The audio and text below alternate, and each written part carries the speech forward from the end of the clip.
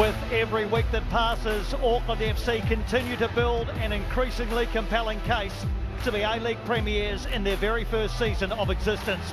While the teams below them jockey for positions in the top six, the Black Knights have cleared out at the top, and no victory this afternoon would take their points lead into double figures as they enter the final third of the regular season. They today, though, welcome one of the better travelling sides in the competition, the Reds of Adelaide United, who have won 6 of their 8 away games and came within seconds of beating Auckland FC at Cooper Stadium just 5 weeks ago. Who will march most confidently into March? We're about to find out. Welcome to Go Media Stadium for the continuation of round 21 in the Isuzu UTE A-League as Auckland FC host Adelaide United live here on Sky Sport. The Port already jumping in fine voice, and we haven't even seen the teams yet. Jacob Spoonley is alongside in commentary. A win today, and surely Auckland FC disappear over the horizon, Jake.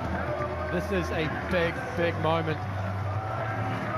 Off the back of the derby, Auckland get to witness a top of the table clash. Spoilt for football. You're right, Piney. If Auckland wins here today, the gap becomes 10 points. They go 10 points clear. That is a long way for any team to try and climb back into this one. Expecting intensity here today.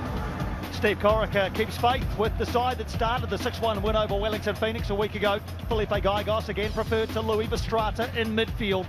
Alex Paulson, Francis de Vries, Nando Painica and Guillermo Mai have started every game this season. And in central defence, Tommy Smith today plays his 550th professional football match.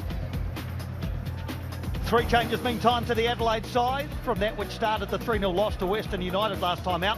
The club's all-time leading appearance maker Isaias is out with a hamstring injury. Jordan Elsey takes his place in central defence. Ben Falami comes back into the starting side, and captain Ryan Kitto also returns, having missed the last 2 matches. Stefan Mork and Ryan White drop out of the starting 11. There are the respective benches. Auckland FC's is unchanged from last weekend. There is a potential debut for 18-year-old Adelaide defender Saturi Phyllis this afternoon.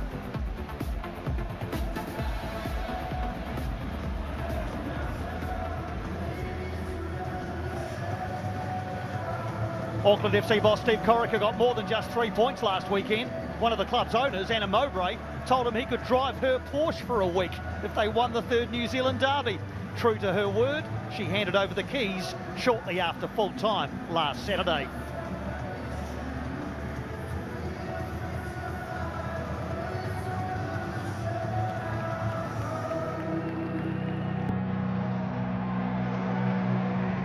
Carl Bent has the Reds well on track for a return to finals football after they missed the top 6 last season. Victory today would take them back to 2nd on the table. They have, though, lost their last 2 away matches, that after winning all of their previous 6 games on the road. Jordan Elsey starts an A-League match for the first time since April 2023 when he played against Adelaide for Newcastle. Having spent time in India recently, he's back at the club he played 124 times for in 6 previous seasons. Logan Rogerson scored Auckland FC's first ever A-League men's hat-trick last weekend, even if his first goal was originally credited to Nader Moreno and reassigned to Rogerson later in the week. He now has 6 goals this season, 3 times as many as he scored in 3 entire seasons at Wellington Phoenix. Daniel Elder's our referee. He controlled Auckland FC's first ever match back in round 1 of this season, assisted by Isaac Travis and Edward Cook. Campbell Kirk Moana Wars, the 4th official. Sean Evans is in VAR.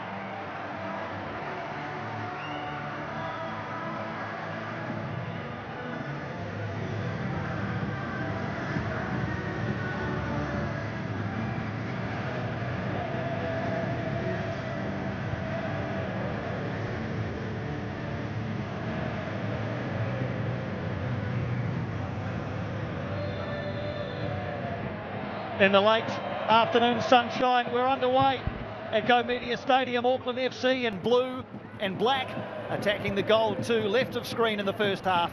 Adelaide in their chain strip of white shirts will kick from left to right. In the first stanza, the Black Knights in hot form. They've won 5 of their last 6. The only team to avoid defeat to them in that span was Adelaide United. A dramatic 2-2 draw at Cooper Stadium back in January, with Auckland's equaliser coming from the head of Logan Rogerson in the 10th minute of added time. Adelaide have got closer than most to Auckland FC this season. Jake, what do you expect from the Reds in white this afternoon? Well, a lot's been made of their commitment and investment into the Australian youth system. Obviously, a final to be played with 4 Adelaide United players involved. I believe 2 former Adelaide United players in there as well. But that's got to be part of the operational model. That sort of absence has to have been factored in. And what we have seen from Adelaide United in the past fortnight or so is a bit of a wobble. The re-emergence of some defensive frailties that we have seen from them over the last couple of years. So expect them to come here up against the league leaders today, highly motivated. If they can go some way to replicating what happened last time at Cooper Stadium, we will be in for an absolute treat. Yeah, it was a battle bought into by the excellent crowd at Cooper Stadium that night. Similarly, have turned out in their droves here today in Auckland to watch the second meeting of the season between these two. Steve Corica and Carl Viet have squared off 10 times as opposing coaches, pretty even. Steve Corica 3 wins, Carl Viet 2, 5 draws between their respective sides. Of course, includes Steve Corica's time at Sydney FC.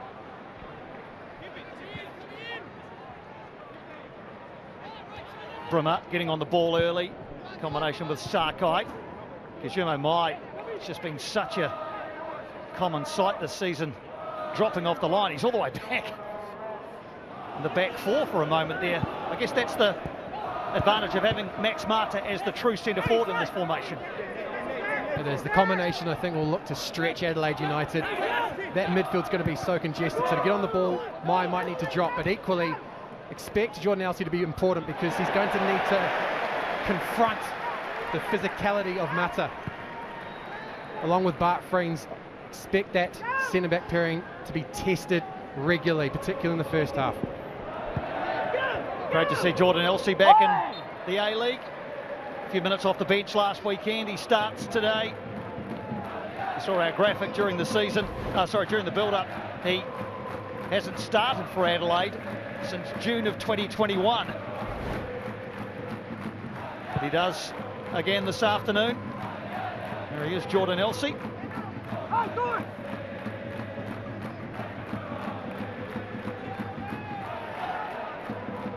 First touch for Ethan Cox, and it's an assured one into Barnett. There's Ryan Kitto, Adelaide's captain, back in the side today. Clough, now Goodwin. Adelaide United looking to attack for the first time through Yaya De Cooley. Head down, running it to Vries, who does well to take the ball away from him. So Francis De Vries passes his first defensive assignment, and he'll look to rake one forward, looking for the run of Mai, not quite able to complete that job. Well, already it's looking fairly chaotic down there. A lot of energy being exerted early. Adelaide United trying to establish themselves on the ball. Auckland really trying to get the press out nice and high. Kijumo Mai and Max Mata attempting to put pressure on Elsey and Vreens. Does mean though, Piney, that there is more space in that midfield for the likes of Alagic and White to operate in, perhaps more than they got last week. West United did a great job of disrupting, being very disciplined about how they went about it. And Stefan Mork, who has started every game this season up until today, drops out of the starting side. He's among the substitutes. There's De Vries. He's been so potent down this left-hand side in attack for Auckland FC, and a collector's item, a missed touch by Kijumo Mai. Usually it's like Velcro. But it's one of the subplots that we're going to have to wait for. Very interested to see how Louis Vestrada would go up against Stefan Mork. Both very confrontational in the way they play the game. We have to wait till at least the second half, it seems, though, Piney. Both start on the bench today. Some fierce challenges early in this one. We'll get sidelined to Paul Eiffel in a moment to gauge conditions at ground level. Nando Peinecker looking for the run of Logan Rogerson, who's got the right side of Kitto. Can he keep the ball in? Well, he's won a throw, which is about as good an outcome as he could have expected as he headed down that cul-de-sac. Paul Eiffel sideline. You've dispensed with a jacket. Paul, nice and warm. It's nice and warm down here, Piney. It's probably a little warm, too warm actually. I think the pitch is a little bit sticky. Could do with a little light bit of rain, which I expect to come maybe later. But both sides have started pretty well here. Looking to press high, obviously, Auckland, and stop them playing out. Hold on, I'll go with this one, Piney. No, just have a close eye on Zach Clough. He's quite smart at picking up good positions when they do manage to break the press. Looks for him to link up between the midfield and the forwards. Thanks, Ivy. Ball in, and Cox punches clear. Mai on the edge with the snap shot. He doesn't mind a shot from pretty much anywhere. Guillermo Mai is what we've learnt about the Uruguayan this season. Scared goalkeepers from that sort of range already this season. Young Ethan Cox perhaps looking to settle himself in the first couple of minutes here, although he had a tremendous game in goal last week, and it's perhaps surprising to say that given that Adelaide lost 3-0. He did end it with a mistake. Up against the league leaders, I'm sure he'll just want to get back into the rhythm of his own game, focus on what's happening on the field. Yeah, well, his first opportunity with ball at feet went well, so too his first effort to punch. Now, man down for Auckland FC here is Jake Brimmer. He's got back to his feet, but is limping noticeably, Jake Brimmer, off the back of that challenge. Daniel Elder with some gymnastics to get out of the way of that one. De Cooley. Francis de Vries is going to have his hands full with Yaya De Cooley running at him this afternoon. And that time Zach Clough getting toes in front of Jake Brimmer. Some suggestion that he might have exposed the studs, but look for mine to be a robust but a clean challenge. Daniel Elder is letting most things go at the moment. Robust challenge from Tommy Smith through the back of Archie Goodwin. That was okay, said Daniel Elder. There's been a couple of other challenges that he's been okay with too, so good indication of the way he wants this game to play out.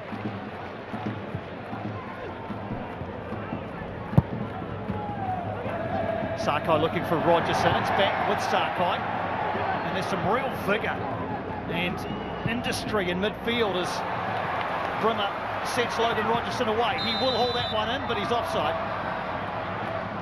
Always looked to be just the wrong side of the last defender, Kitto, there that time. Logan Rogerson. Well, already Auckland has shown a tendency not to even try and play through the defensive block for Adelaide United. They're going to go high, and when they can, in behind.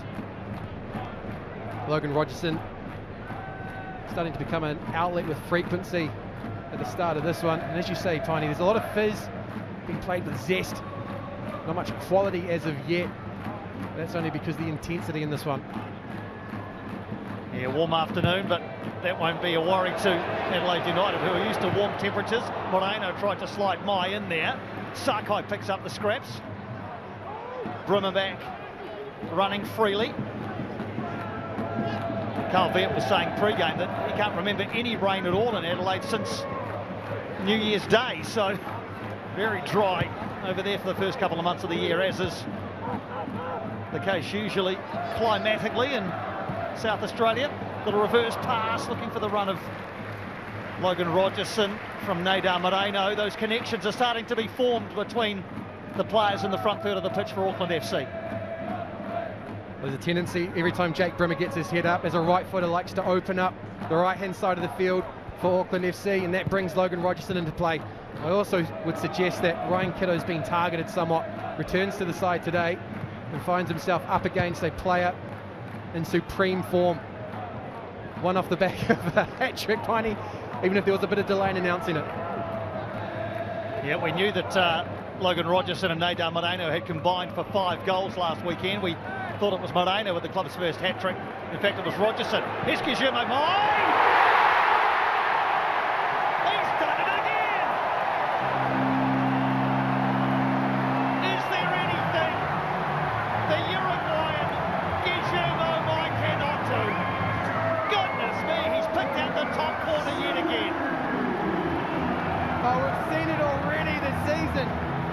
Guillermo Mai from distance onto that deadly left foot. Finds a half yard in midfield. Coming back off the back line for Adelaide. It's given time and space as it seems he's in a blind spot for Adelaide United. Onto the left foot, able to whip his foot around this one. Ethan Cox, first job with the ball in hand is going to be to pick it out of the back of the net. No chance for the young custodian. And another highlight for Auckland FC. They're making a habit of this, Piney. 9 goals in the first half in the last 6 games. Well, Paul Eiffel, we sat here in mid-January and watched Guillermo Mai do exactly that against Melbourne City. That is just carbon copy stuff. Yeah, it was weird, Piney, as he picked it up. I thought, oh, he could maybe hit this from here, but I thought maybe he's a little bit too far out, but a fantastic finish. If you actually wind it back and have a look at the movement when we might get a chance at half-time, he's clearly offside and he only steps back onside at the very last second. It's brilliant, brilliant play. The defender's got no idea where he is, pops back onside, takes a couple of touches, and the rest is history. Well, he missed out last week in the rout of Wellington Phoenix. Didn't get any of the 6 goals. He's opened the scoring here today, but here comes Clough. Looking to restore parity inside the penalty arc. Zach Clough not able to find the target. That's a warning shot for Auckland FC. An immediate response by Adelaide United. It's exactly what Paul Eiffel was talking to. They've got a front 3 of Goodwin and De Cooley and Falami. In behind that is Zach Clough. The other thing to note, Piney, is that's exactly where Louis Vistrada has been marshalling this defensive line. He sits in front of them, screens them, and hasn't given the midfield any quarter. In his absence today, Zach Clough is looking to take advantage. Warning shot indeed. So Guillermo Mai with his 6th goal of the season. As I say, didn't get any last week, so would have been very keen to get on the score sheet today, and has. And Auckland FC continue this trend of scoring the first goal 14 times this season. 14 times they've gone 1-0 ahead, the most in the competition. They've won 12 and drawn 1 of the previous 13. In other words, Auckland FC have not lost after scoring first. Well, it's bound to be ominous for Calvert. Equally, records are made to be broken. What better way to do it than in a top-of-the-table clash? Yeah, and if Adelaide fans want some comfort, Adelaide have now gone 1-0 down 10 times, but they've won 4 of the previous 9. So going 1-0 down hasn't necessarily been an impediment to them this season.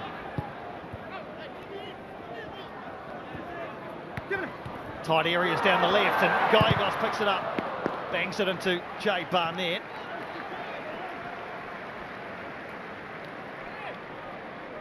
Well, that's a player that we haven't mentioned much in the first 15 minutes. Jay Barnett is often instrumental in not only keeping possession but being the pivot, allowing Adelaide to play that expansive style of football in possession. Long throw coming from Francis de Vries into the area, and into the back of the net it goes again. And Guillermo Mai, having not scored in a 6-1 rout, has 2 inside 15 minutes against Adelaide United. He doubles his money, doubles Auckland's money, and already the Black Knights are on their way. Well, it's a raucous in the south stand. They're up and bouncing.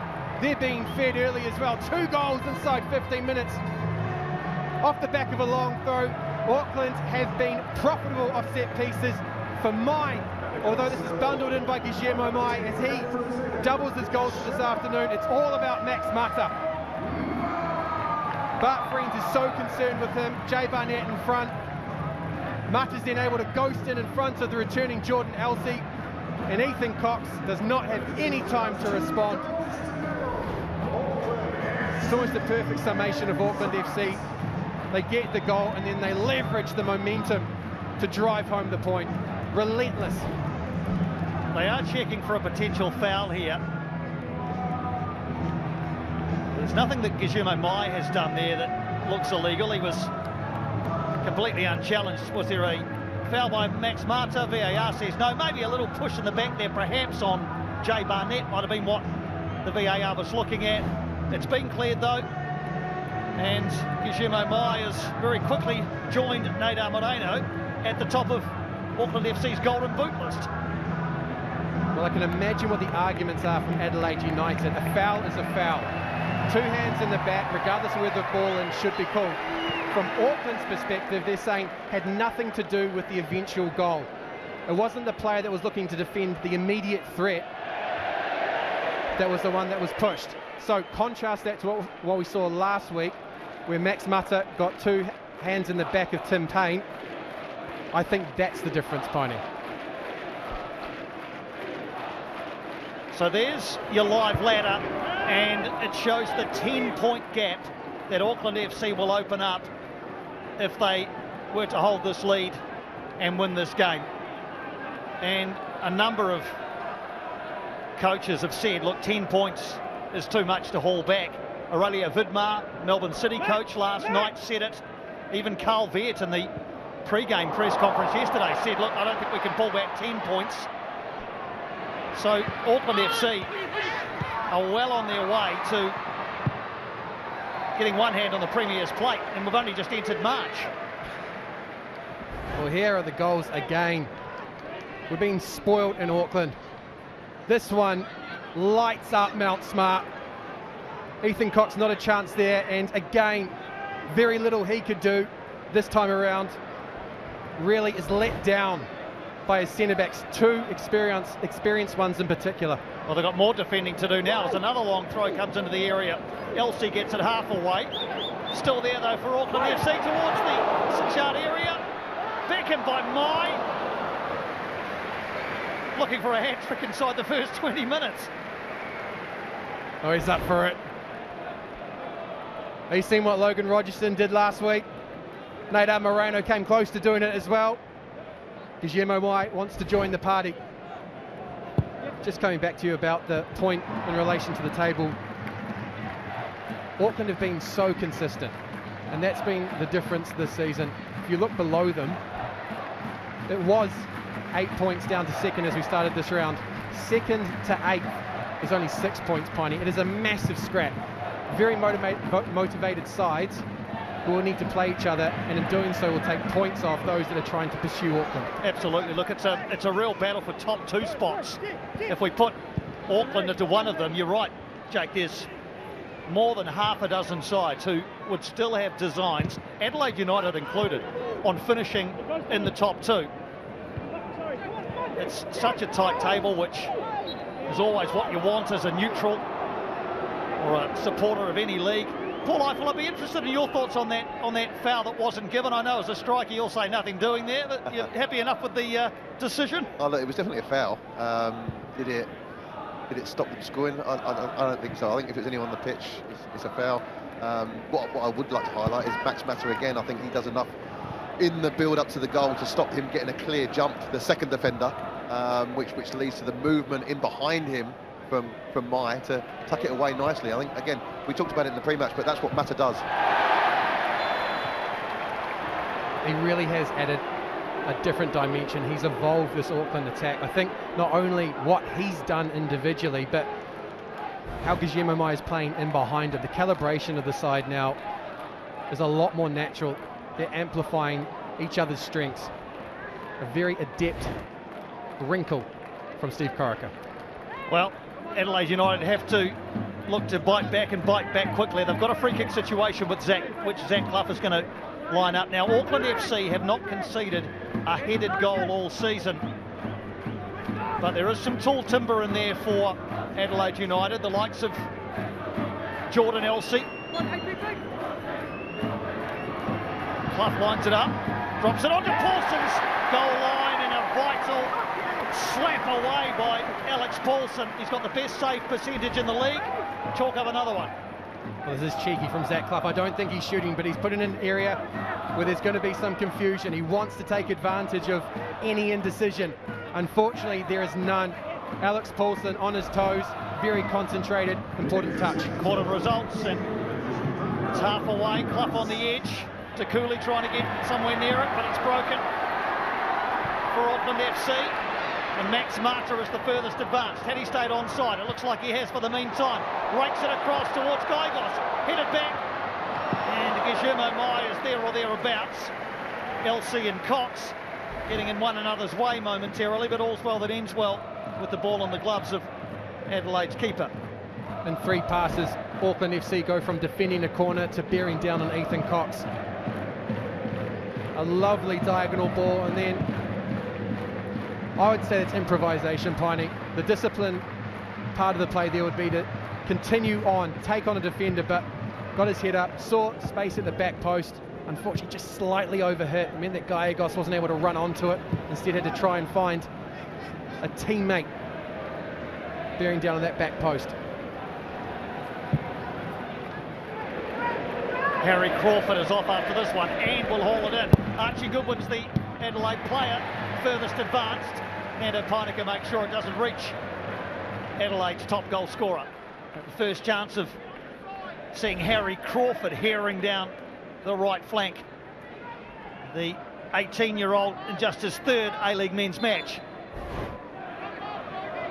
Well, any sort of complacency is likely to be punished this afternoon, so Nando Pyneka and Tommy Smith need to stay bright, need to be mindful anytime the ball gets close to Archie Goodwin. 2 goals he scored the last time these sides met. Such an instinctive player, plays with such intention in their 18-yard box, sharp with his movement.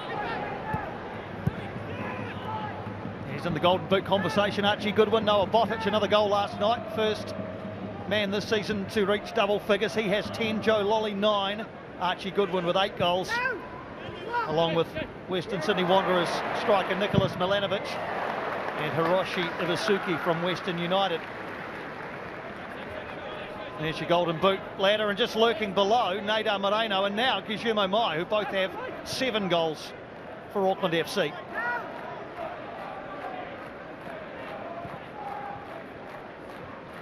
Adelaide playing in tight areas, and bounce of the ball hasn't gone their way, but Ben Falami getting back well to win possession back for his side. Alagic and Kitto combine in midfield.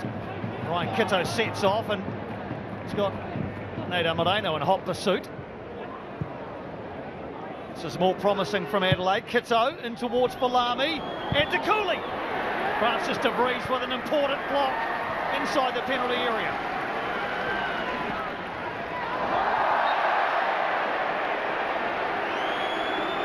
Well, Yaya De Cooley that time presented the threat. Unfortunately for him and Calvert, you're not going to get much change out of Francis de Vries. Been such an exciting addition to the A-League this season. Nando Pyneka, centre back, he found himself a bit too close to the sideline. I think he made the most of that.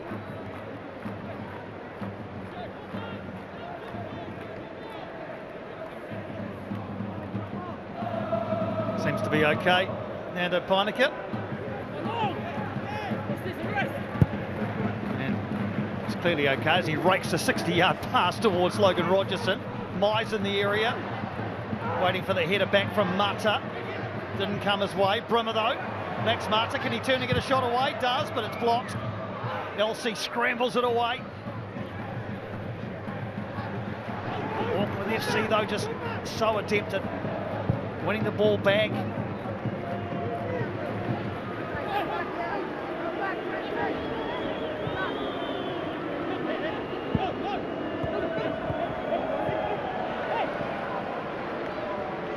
Sarkai's lending his hand in attack.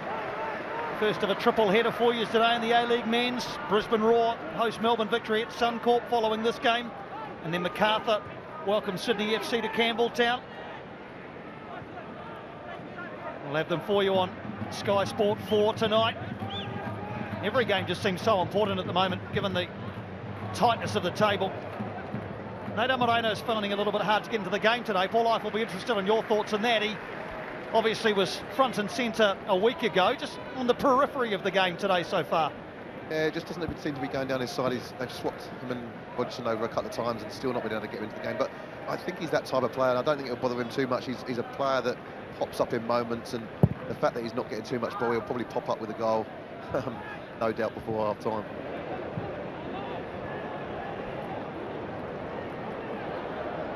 Logan Rogerson has certainly been more heavily involved, but he finds Moreno now.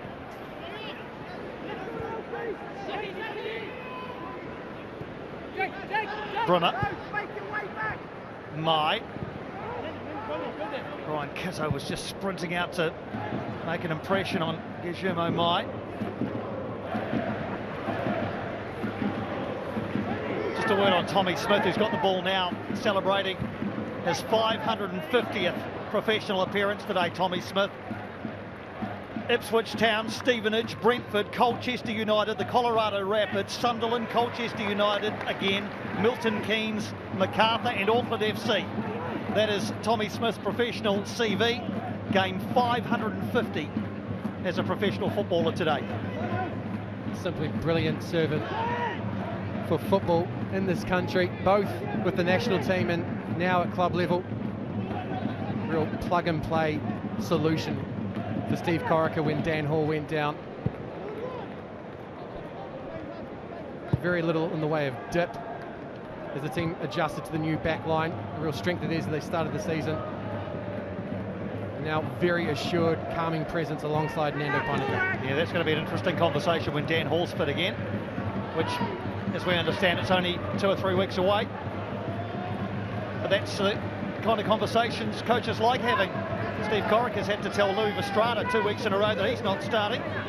Dan Hall will probably have to bide his time even when he is fit. And the aforementioned Tommy Smith goes through rather too vigorously that time on Zach Clough.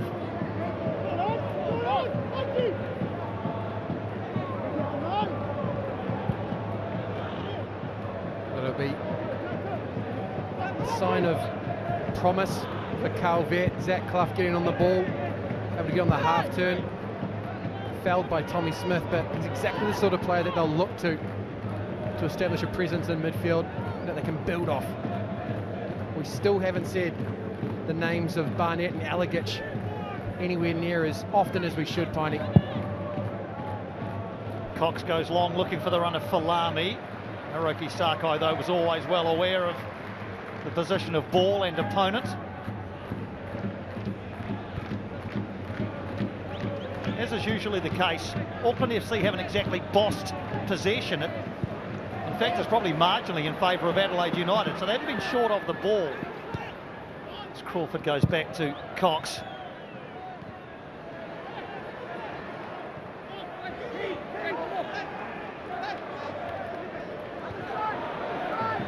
Jake Brimmer again. Perhaps had one left on him there as he got that pass away.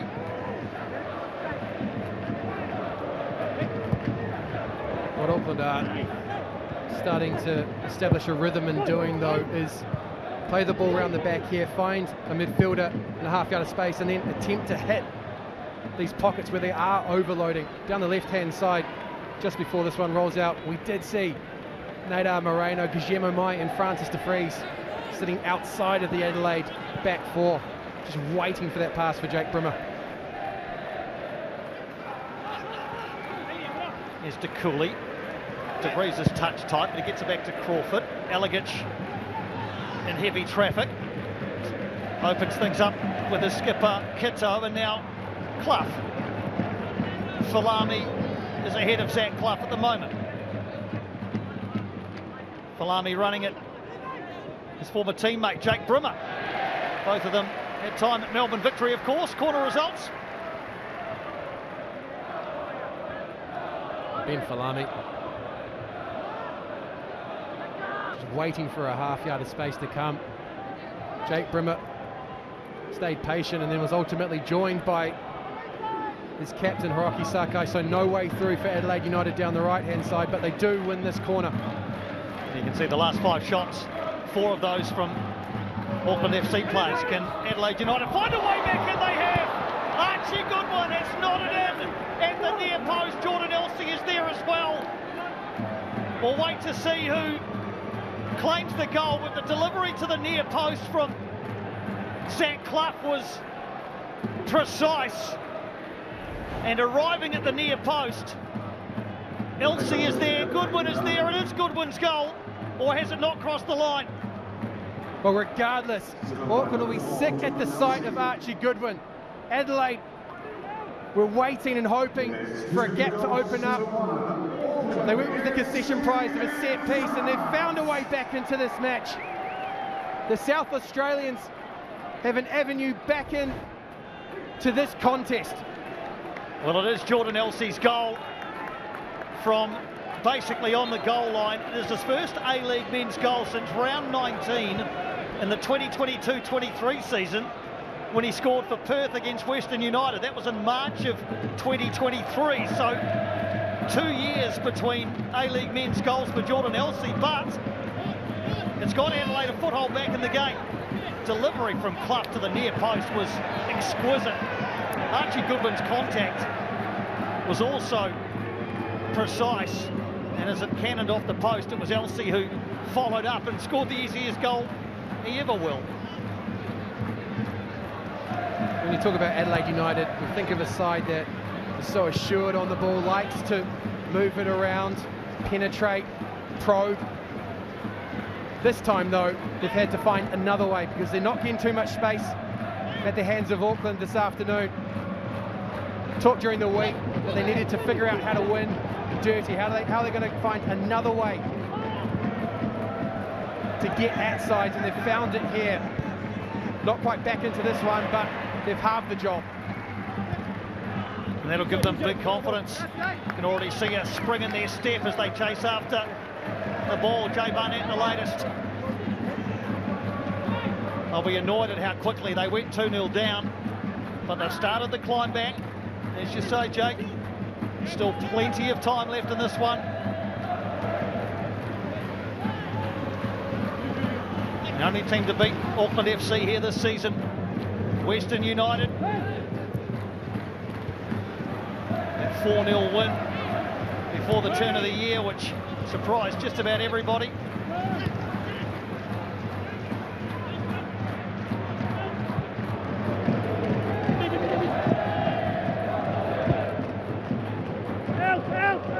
Elsie, the goal scorer, looking to bring Crawford into the game down the right again. His touch just lets him down ever so slightly. Moreno.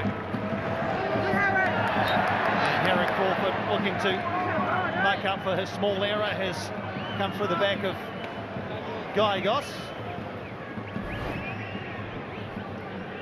Felipe Gallegos attempting to get this one forward under pressure from Harry Crawford, and not for the first time this afternoon. Adelaide United turn to Daniel Elder, asking what was that given for.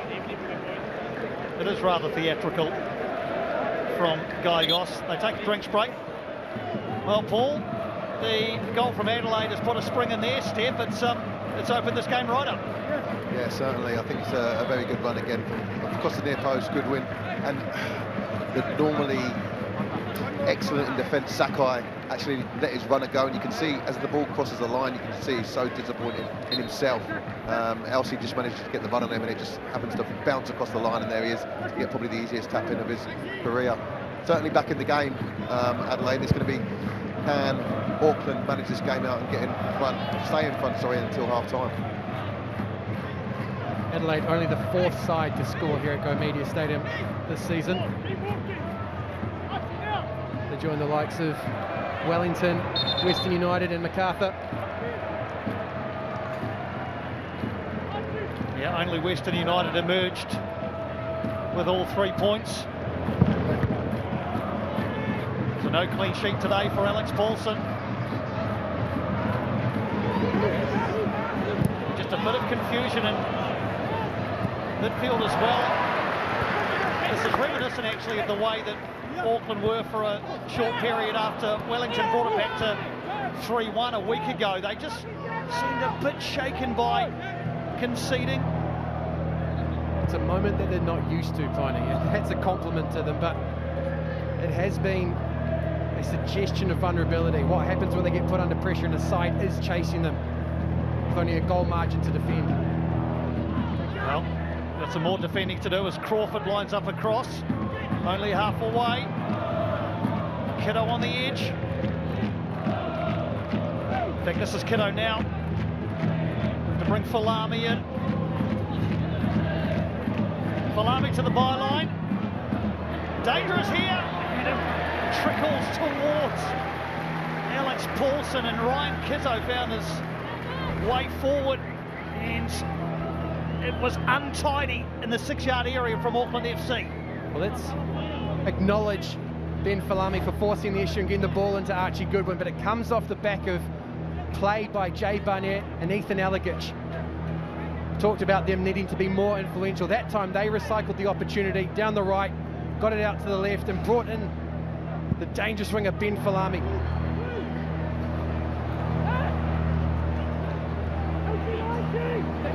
Once again, passes just not quite finding feet for the men in blue and black. There's a nervous hum in this lull at Mount Smart. Adelaide have forced Auckland to be more cautious. They've eaten into their confidence through that pluckiness. Max Martin's got a bit of Jay Barnett's boots. He was stooping down. Jay Barnett's foot wasn't particularly high, just a little nick off the forehead there. Max Martin squatted down into that one. Jay Barnett, though, with the raised foot. They're continuing the conversation after the whistle. Just speaking about that, Piney, the pluckiness is exactly what Calvert would have wanted to have seen after the result last week. Yes, he'll be disappointed that his side's 2-0 down, but the bravery on the ball, the pluckiness to respond, that'll be instilling hope. Yeah, they're having a really good season, Adelaide United.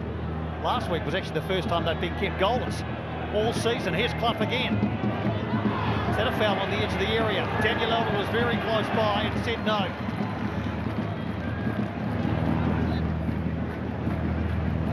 Well, they're now starting to control the game, Adelaide United. Asserting themselves, setting the tempo, moving Auckland around. Freem's just about getting in trouble there. Nice little turn in the centre circle by Ethan Allegich.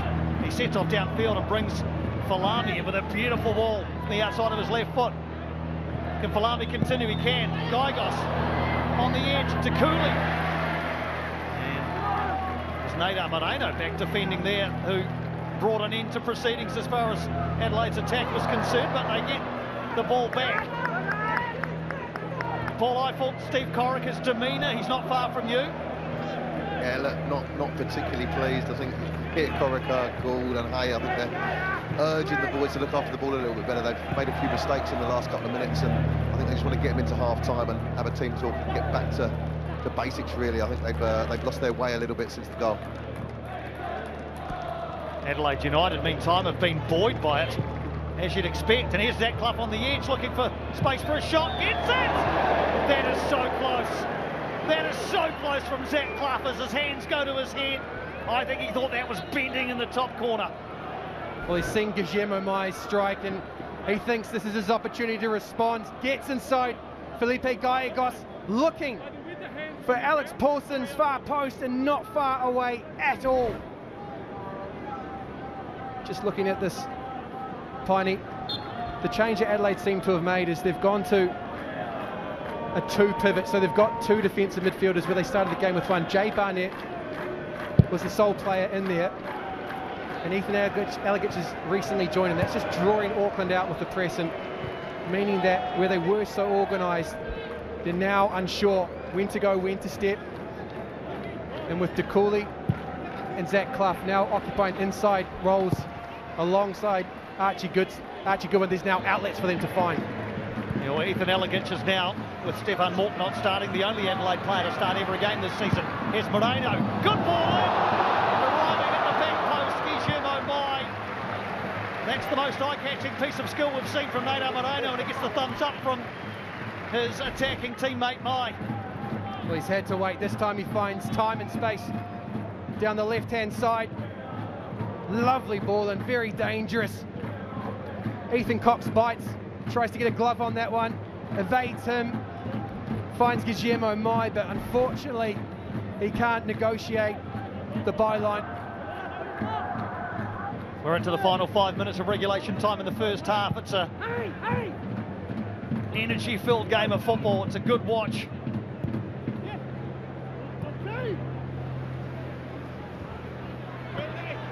Moreno just with a little foot in there as Crawford looked to construct something down the right.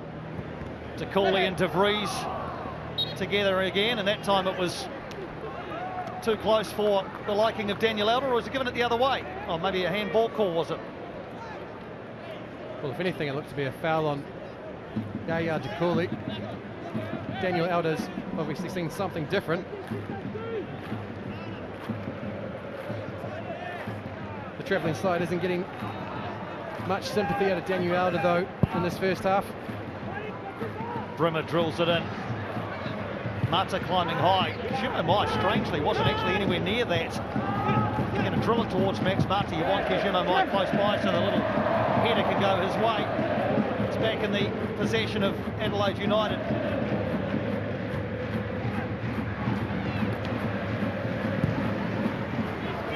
Greens goes long towards De Cooley. De Vries wins the header. Bart Greens again, heading back towards his own goal.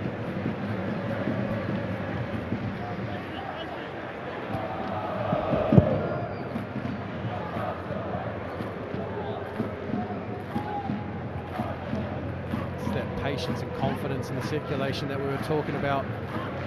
And they don't want to put the ball at risk. They're not going to be sucked into playing long into the hands of Auckland and into the teeth of this physical backline. Try to establish rhythm, tempo, and then get Ethan Allegich and Jay Barnett on the ball. Just while we got the chance, want to wish the young Socceroos all the best in the AFC Under-20 Asian Cup final later tonight against Saudi Arabia. 4 Adelaide United players heavily involved in that team. Maniotis Kikianis, Fabian Taladera, Johnny Yull, Luka Jovanovic, all in that squad, all started the semi-final win over Japan. So just after midnight tonight Australian time, or rather midnight tonight New Zealand time, 10:30 Australian time, the Asian Cup final, young Socceroos against Saudi Arabia. All the best to the next wave of Australian talent. Of course, join New Zealand at the tournament. First time since 2013 that Australia have qualified. Yep, for the World Cup, of course, as well. Here's Palami into the area. Clough! Straight at Paulson, who spills it. It's not cleared against the post. Uncharacteristic from Alex Paulson. He didn't gather. Archie Goodwin's complaining about something. Maybe a pull on the shirt in the 6-yard area. VAR may well have a look. It's so fluid when Adelaide are able to unlock Auckland FC. This time, it's Ben Falami finding Zach Clough at the edge of the box, and the question will be, off the back of that first save, does Tommy Smith or Nando Pynaka just pull Archie Goodwin back? Regardless, the scramble, the urgency and the desperation that Auckland showed to deny it the first time of asking. And we understand the check for a penalty is occurring. Daniel Elder puts his hand up just to pause proceedings. Sean Evans is in VAR. He'll be in comms with Daniel Elder as we speak. Check complete. But a corner to defend now for Auckland FC in the final minute of regulation time. Archie Goodwin came to the near post again, as he did when Adelaide scored their goal earlier.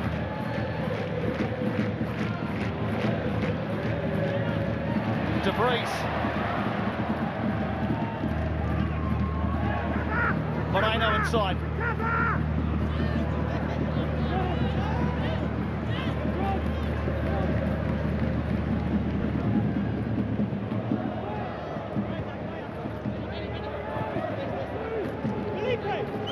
Heading towards half-time, and what we're told will be a minimum of 4 extra minutes to the end of this first half.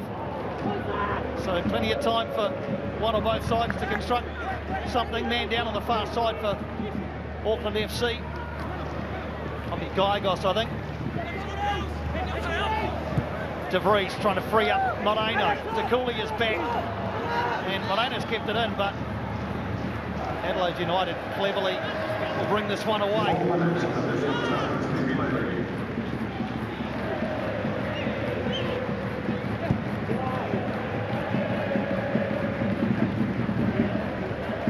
Auckland now demonstrating composure. A couple of key decisions there from Francis de Vries and Logan Rogerson just to keep the ball. Don't want to force the issue. Now settling back into this one where they were rattled after that goal by Adelaide United. Wide left, gets away from Barnett.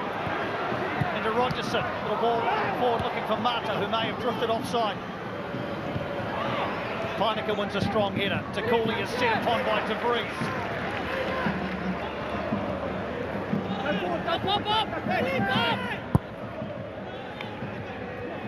Very much a gear shift from Auckland FC. Indicative of them wanting to get into the sheds at half-time, as Paul Arthur mentioned. De Vries with the cross, just a bit too much on this one. Rogerson thought about trying to track it down. Let it roll across the touchline on the far side for an Adelaide throw.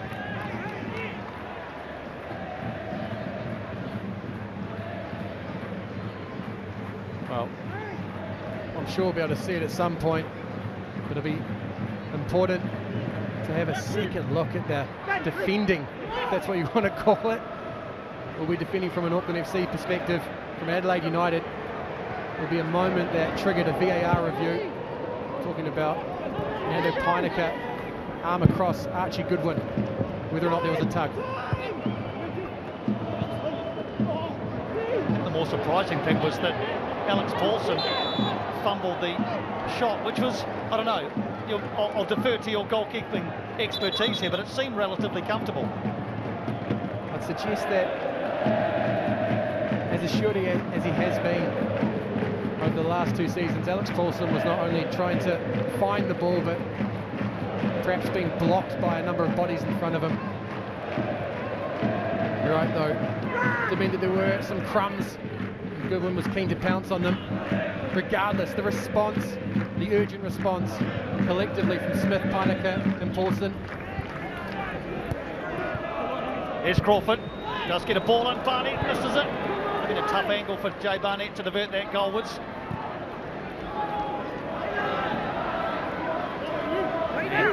Adelaide United snapping at the heels of Auckland FC, and Harry Crawford, who's given a pretty good account of himself, the teenager, early in his A-League men's career. He's been asked a few questions by both Moreno and Rogerson as they've changed sides, given a good account of himself defensively and then got forward when he's had to.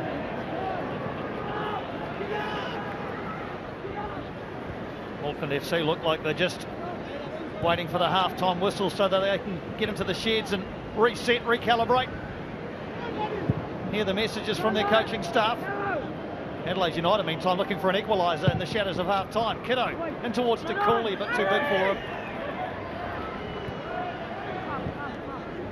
Oh, this is absolutely met the billing. 3 goals in the first half. 2 early ones from Auckland and a response from Adelaide. Bart Vreens has left Gijumo Mai in no doubt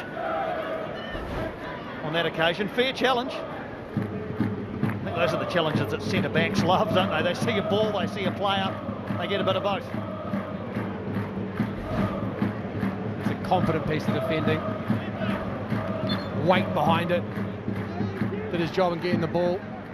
Added bonus of making sure he got the striker.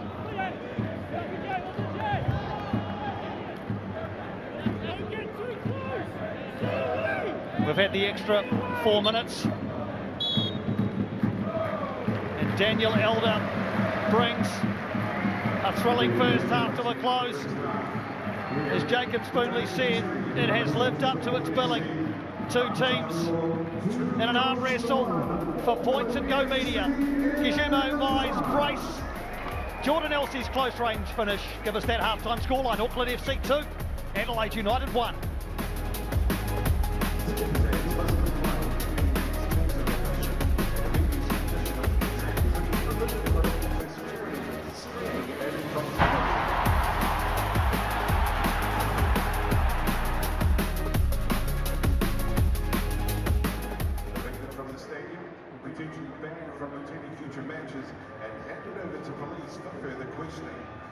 ask you to respect your fellow spectators by refraining from illegal and dangerous activities.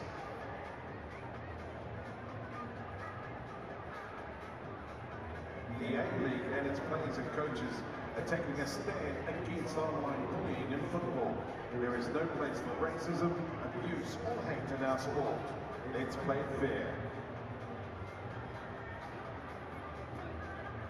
Flares are illegal at our venues. If you possess or throw a flare, there are severe penalties that apply. Any spectator identified with a prohibited item may be refused entry, evicted from the stadium, potentially banned from attending future matches, and handed over to police for further questioning. A financial fine may also be issued. We are committed to providing a safe and enjoyable environment for all fans, and ask you to respect your fellow spectators by refraining from illegal and dangerous activities. It is an offence for any spectator to enter the field of play without authorization. Any spectator that enters the field of play without authorization will be evicted from the stadium, potentially banned from attending future matches, and handed over to police for questioning. A financial fine may also be issued. APL is committed to providing a safe and enjoyable environment for everyone, and we ask you to respect the players, the match officials, by remaining within the seating bowl.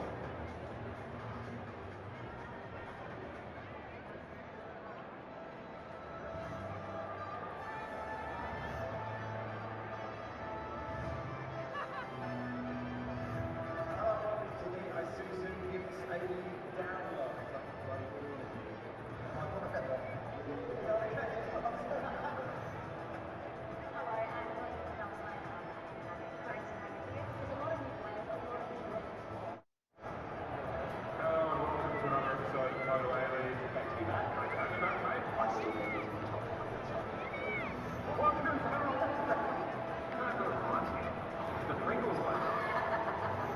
Welcome to the tactician. I'm Teresa Bryce. We really enjoy watching football play late. They employ that high press which makes it extremely hard to play out.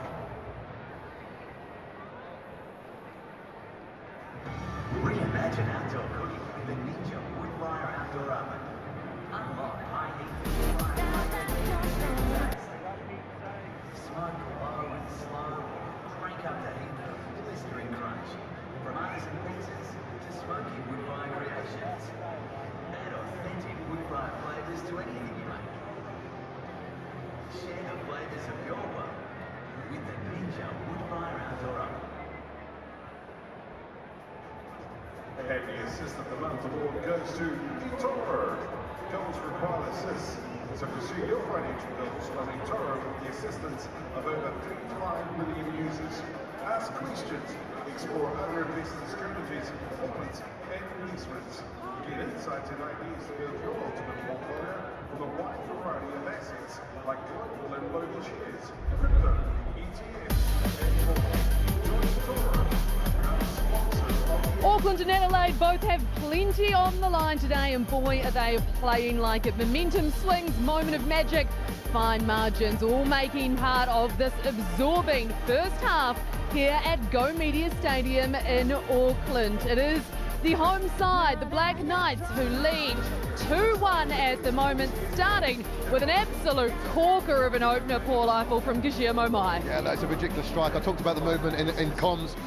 Guillermo Mai, he's offside, he comes back on at just the right moment. You're going to have to be onside for a split second. Takes a couple of touches about his feet, and you're thinking he's not going to do it again. Oh, he unleashes it. It's a fantastic finish, leaves the keeper beat, all ends up. Oh yes, indeed. That certainly had the crowd on their feet. I wonder if the team themselves have seen it in training quite a few times, so you'd imagine so. Then he comes in for goal number 2. It's like he's a bit sad he's been missing out. But number 2 is a little bit different, probably from about 2 metres rather than 20 odd. But look, it's a good finish. It's really smart play from Max Mata. He's in and about using his physicality. Enables the Mai to move in behind him and then just get a tap in, really. He's just got to keep his eye on the ball and make sure he gets a decent connection. Doesn't get a great connection, but finishes with his second one, and it's 2-0. And just quickly, we should talk about Adelaide's goal as well, because it would have been easy in that moment to just fall back off. Instead, they strike back. Yeah, look, I thought it was going to go 3-4-5, and Adelaide are a very good side, and they dug in. It's a great ball in. They were really dangerous from set pieces. If you look at the run from Archie Goodwin across the near post, he gets enough on it. It's off the post. Paulson can't quite keep it out, and Elsie's gone off the blind side of Sakai, who can't follow him. It's a great tapping on the goal line. Yeah, very much so. When we look at the halftime stats, Adelaide playing with more position, even though that is obviously not reflected on the scoreline. But that is also something that we are kind of used to seeing, because Auckland FC have been one of those teams who, despite the fact they're scoring a lot of goals, it hasn't necessarily been through a lot of possession. Yeah, look, I don't think Auckland will be too bothered. They're quite happy to control the game without the ball.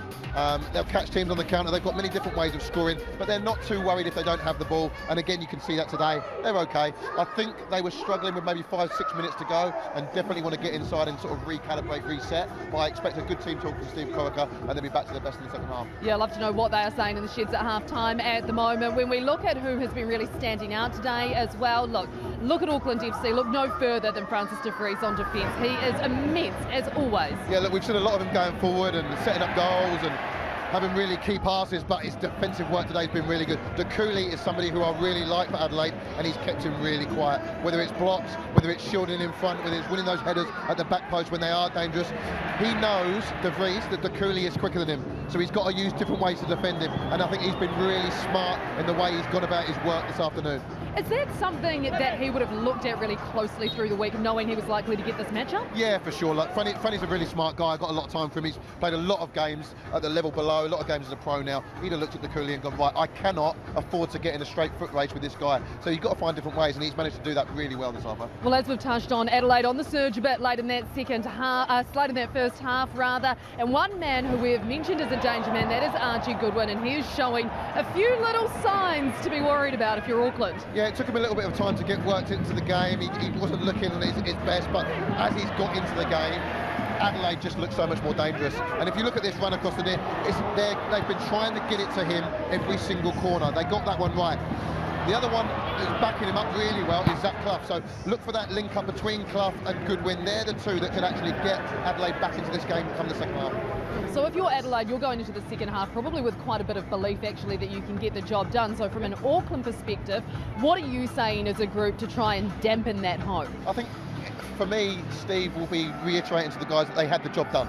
2-0, it was game over. They'd stopped the press. They were pretty chilled. They were looking after the ball, and then goals change games. It always happens. And then all of a sudden they're under a little bit of pressure going into the second half. But I think let's reset, let's recalibrate, let's get back to the business. I think employ the press again. Let's go after Adelaide and see if they can play through that press. I'm not sure they can. So tactically, you don't necessarily expect too many changes from Auckland. I don't think changes personnel. I think it's just a case of can we start the game on the front foot? Can we press a little bit higher? I think that will keep them locked in a little bit longer, and it might get chances for the likes of Mata. And you know, Maya wants his hat trick, that's for sure. So let's get the ball into him as quickly as we can. He certainly does look like it, doesn't it? We've seen time and time again him hunting around that goal, and plenty for you to look forward to as well elsewhere on Sky. The White Lotus Season 3 of the HBO original series is streaming now on Max, available on Neon, with a new episode dropping every Monday at 4 p.m. Plans start from just $12.99 a month. Sign up now,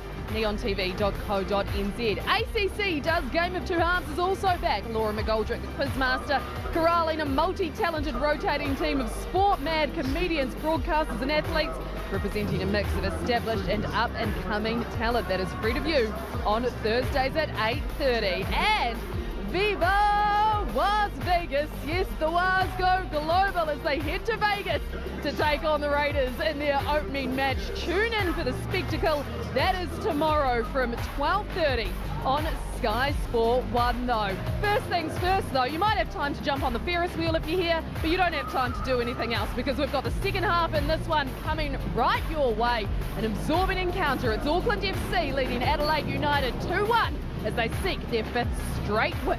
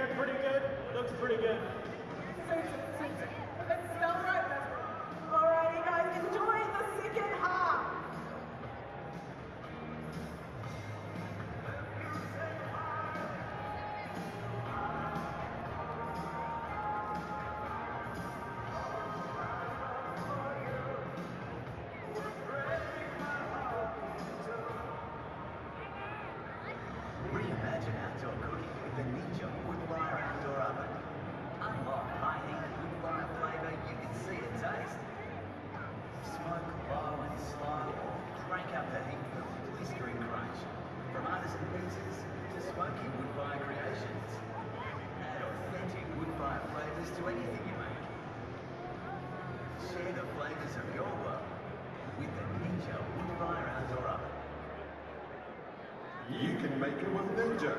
Barbecues are better with electric grills that sear and char like a gas grill. Plus, you can also barbecue, smoke and air fry outdoors. Backyard dashes are better with pizza ovens that give you crispy crust, high heat roasting and barbecue smoking. No matter how you're spending your time outdoors, bring the indoors outdoors with Ninja. And the Assist of the Month award goes to eToro. Goals require assists, so pursue your financial goals on eToro with the assistance of over 35 million users. Ask questions, explore other investors' strategies, performance and investments. Get insights and ideas to build your ultimate portfolio.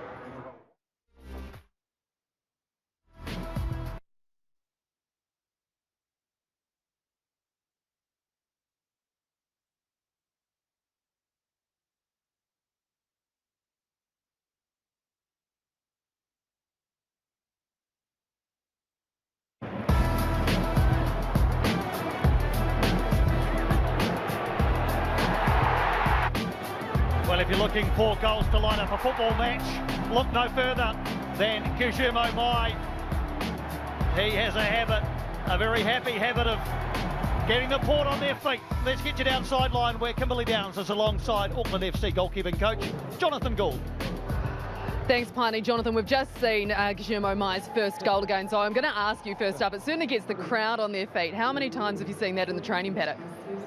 Yeah, plenty of times, and it's just nice that he can go and replicate it out there, because that shows what a good professional he is. It was a great strike. It gave us a great start, as you said. It lifted the crowd, and then we got a scrappy but a worked second one from the throw-in. When it comes to Adelaide scoring, though, then things perhaps got a little bit unsettled. So what was the message in the sheds at half-time as you try and maybe calm things down a bit? Yeah, unsettled is the right word, and I think, Steve said we've probably lost our press a little bit, and then they've got in between the lines a couple of times and probably exposed us a little bit on that left-hand side, and hopefully that's what we'll put right for the second half. Good luck for the second half. Thanks for your time, Jonathan. Thank you. Now, thanks to Jonathan Gould for that half-time insight. Players back out after their half-time refreshments and advice from the respective coaches.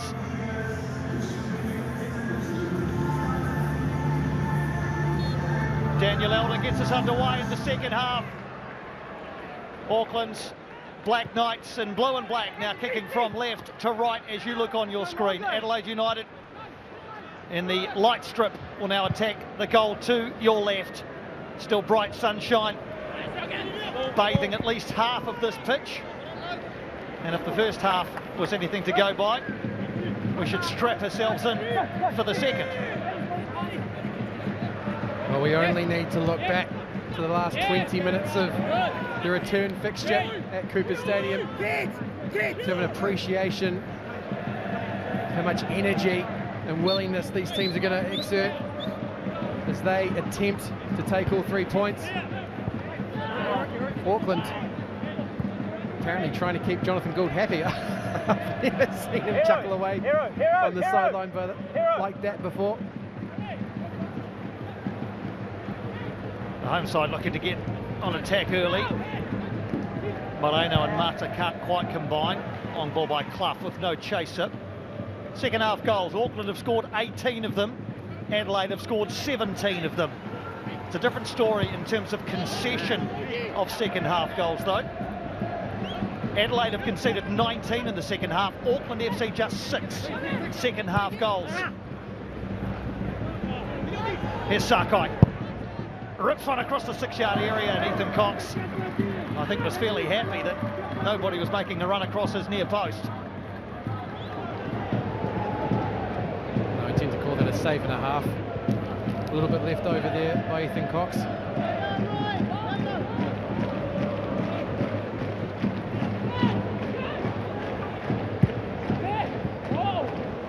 Barnett looking to free up Crawford and De Cooley down that right-hand channel. Crawford's going to hair after that one and keep the ball. De Vries, though, will shepherd him into safety. Goal kick results. Terrific crowd again here today in Auckland. You saw some shots at half-time of the circus that Auckland FC have shipped in today.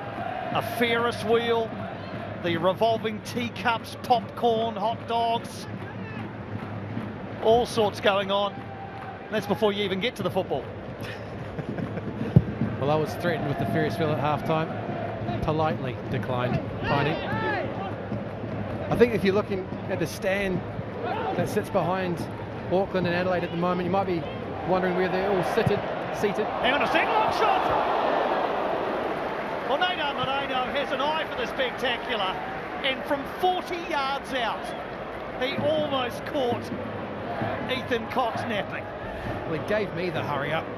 Nato Moreno that time working his way into some space, and from all of 30, 35 yards, unleashes. It's a good hit, it's a solid hit.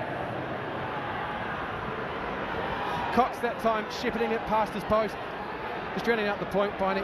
There's a few empty seats in the background. I can tell you where everybody is. They're down the left-hand side enjoying the food trucks and the circus. They're also up on the bank enjoying the late afternoon sunshine here in Auckland. Yet again, creating an event in and around a football match. Well, Adelaide United thought they had a foul there coming their way when Archie Goodwin was put to deck on the edge of Auckland FC's penalty area. Carl Viet was up and about in his technical area, appealing to Daniel Elder, who very quickly waved it away. I don't think he'll wave that one away. That was a foul by De Vries on Takuli. It's interesting that Archie Goodwin, for the majority of the afternoon, has been not far from Nando Peineke, a player who on review was very fortunate not to be sent off last week. That challenge on Corbin Piper on second glance was one that could have brought about a red card. We just saw the graphic there showing the most frequent shooters at goal. Zach Clough was on top of the list. Calls for handball on the edge of the penalty area. Sakai going to help it away. Yoshimo Mai doesn't have a lot of room for work with down here on this near touch. He has kept it in, but it's rather unfortunately presented it back to Adelaide United. Here's Clough again. I'm not sure if we credit Zach Clough with the assist for Adelaide's goal. Maybe Goodwin gets it, but Zach Clough, 7 assists already this season. Now he's a player that Paul Eiffel has big raps on, and the way that he's grown into his A-League career, we might get a comment on that in a moment, but I think when Zach Clough is on the ball and playing well, Adelaide United are a potent proposition. Here's Yoshimo Mai. He's going to be forced wide by Kitto as he goes hat-trick hunting. Mai in the area, Yoshimo Mai, and deflected over. Well, hands on knees, bent over. He's somebody that's working his socks off. This time, it's in pursuit of the hat-trick. Gets onto his left foot, cuts back onto the right, and it's the intervention from Bart Freens. That's the important one. Sends the ball up and over Ethan Cox's goal.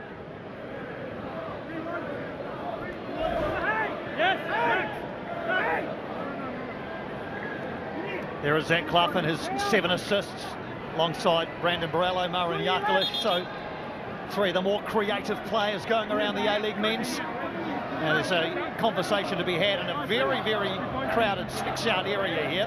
Daniel Elder has joined the throng. You can see him there in green and amongst all the blue and black and white. We'll keep an eye on Logan Rogerson. He scored from the near post with the last kick of the ball in Adelaide. Francis De Vries drops it on to Ethan Cox. And Logan Rogerson this time from close range nods it home. Foreshadowed by Jacob Spoonley. Francis De Vries drops it onto the head of Logan Rogerson, and from half a yard, Logan Rogerson nods home his 4th goal in 2 games, and Auckland FC's 2-goal buffer is restored. So often this season, Auckland have come to life from the dead ball.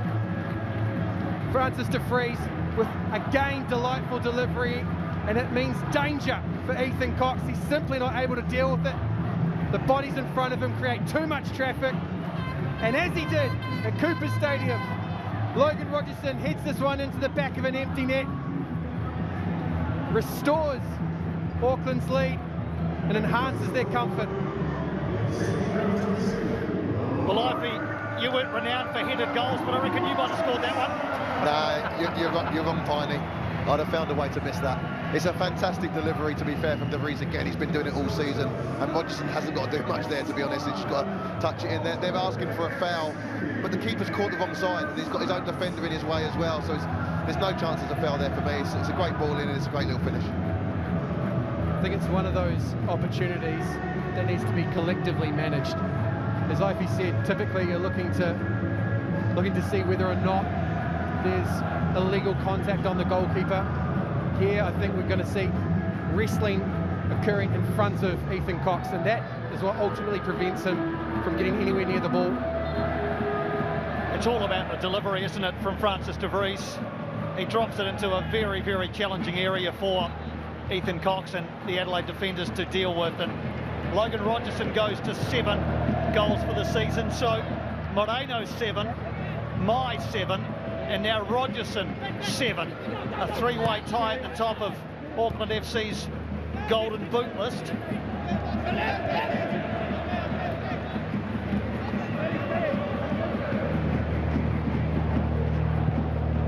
Well, we've been told the Warriors have made contact with the Golden Knights, of course the NRL team that starts their season this weekend in Las Vegas. I dare say there might be an end-of-season trip to Las Vegas for Auckland FC if they keep this up. Only about half of them might come back. I think we need to leave Ivy here. Well, Adelaide United were 2-0 down, now 3-1 down. Here's Falami, Ben Falami. Well, he ran a long way unchallenged. Nobody seemed to want to close him down. Ben Falami had a good look at that. And here's the goal. Ethan Cox. You can see Adelaide trying to box him out, give him a chance to go and get something on this cross. And it's Jay Barnett that unfortunately ends up being another body. Simply too much to overcome. He almost has to become a rugby player and try and maul that one, maul his way towards the ball in order to get a punch on it. Double change for Auckland FC. Jesse Randall, who scored his first A-League men's goal a week ago, is into the action for Max Mata, and Louis Vestrata is going to get 35 minutes plus in place of Jake Brimmer, who takes his leave. So that changes things in attack, doesn't it, with Randall, Rogerson, Moreno now probably in behind Mai, who still likes to drop off the line, even in a formation like that.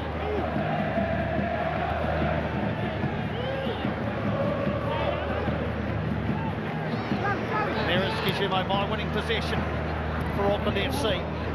Kitto immediately wins it back for Adelaide United. Into Goodwin.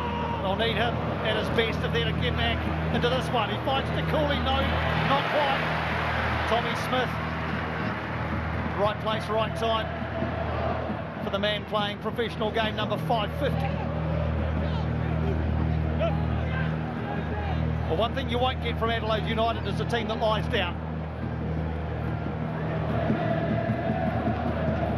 As they did in the first half, they're going to have to settle into this purposeful and penetrative play in possession. Auckland now, though, can keep them at arm's length, be patient defensively. Elegance goes down in the area, quickly gets up, no suggestion of a penalty. And as Adelaide chase the game, it's likely that gaps will open up, and players like Kijumo Mai like gaps on a football field. Not too many mates in the penalty area, only Randall there, but here's Kijumo Mai.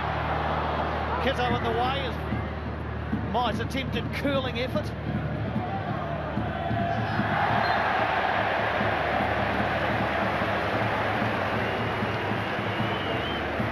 Logan Rogerson was in the wars last week. Found himself battered by the Wellington Phoenix this time. He comes up with a free kick for Auckland FC in a dangerous area, conceded by Ryan Kitto. Now, Felipe Gallegos has got the ball, but this is subject to a bit of a committee at Auckland FC's end. Jesse Randall's given up his cause. Moreno's over the ball with Francis De Vries. Yeah, Gallegos had the ball very, very briefly, Jake. My question, though, is where is Kijumo Mai? On a hat-trick. This is perfect for a left-footer.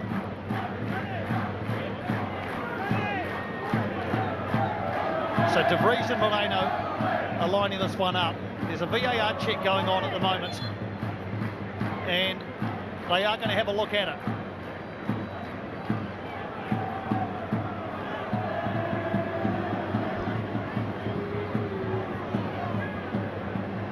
Well, this one's evaded our eyes up in the commentary box initially. What we are going to see here, though, is a check for a penalty, which Daniel Elder waved away. Now, Ethan Alagich is the one who gets the touch. I initially thought that this was Louis Verstrada getting a big toe on the ball, but in my mind, Piney, if a defender makes an attempt at the ball and doesn't get it but makes contact with an attacker, it should be a free kick. In the box becomes a penalty. I think it's a penalty. I don't think Louis Verstrada's got any of the ball.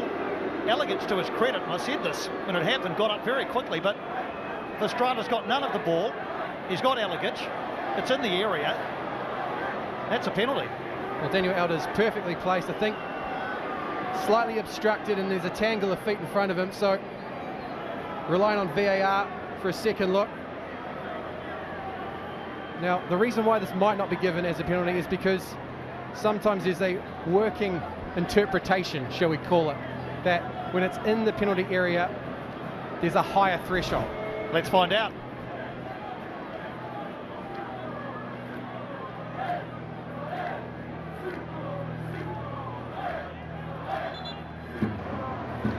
After on-field review, number 6 trips the attacker. The final decision is penalty kick.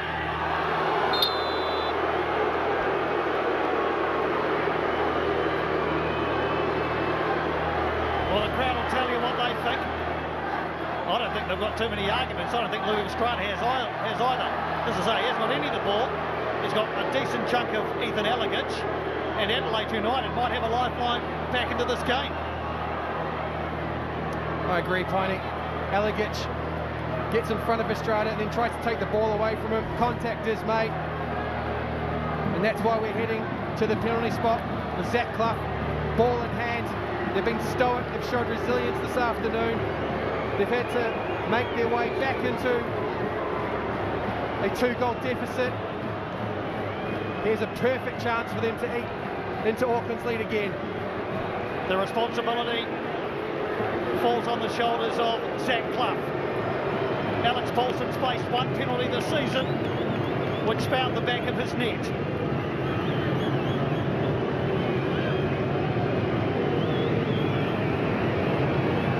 Pivotal moments in the game, right on the hour mark. It's Clough against Paulson, and Paulson got a touch. Wasn't enough to keep it out, and Zach Clough reduces the margin back to 1, and it is well and truly game on at Go Media. Well, the Port are up. They're frustrated by the fact that it went from an Auckland attack to an Adelaide penalty. But Zach Clough stepped up, conviction on the strike, and it had to have it, because Alex Paulson guesses the right way, glove on it, and unfortunately for the Auckland custodian is only able to steer it into the side netting. 3-2 now this afternoon, 12 goals in the last 120 odd minutes here at Go Media Mount Smart. And I feel like we've got an incredibly intriguing 30 minutes in front of us.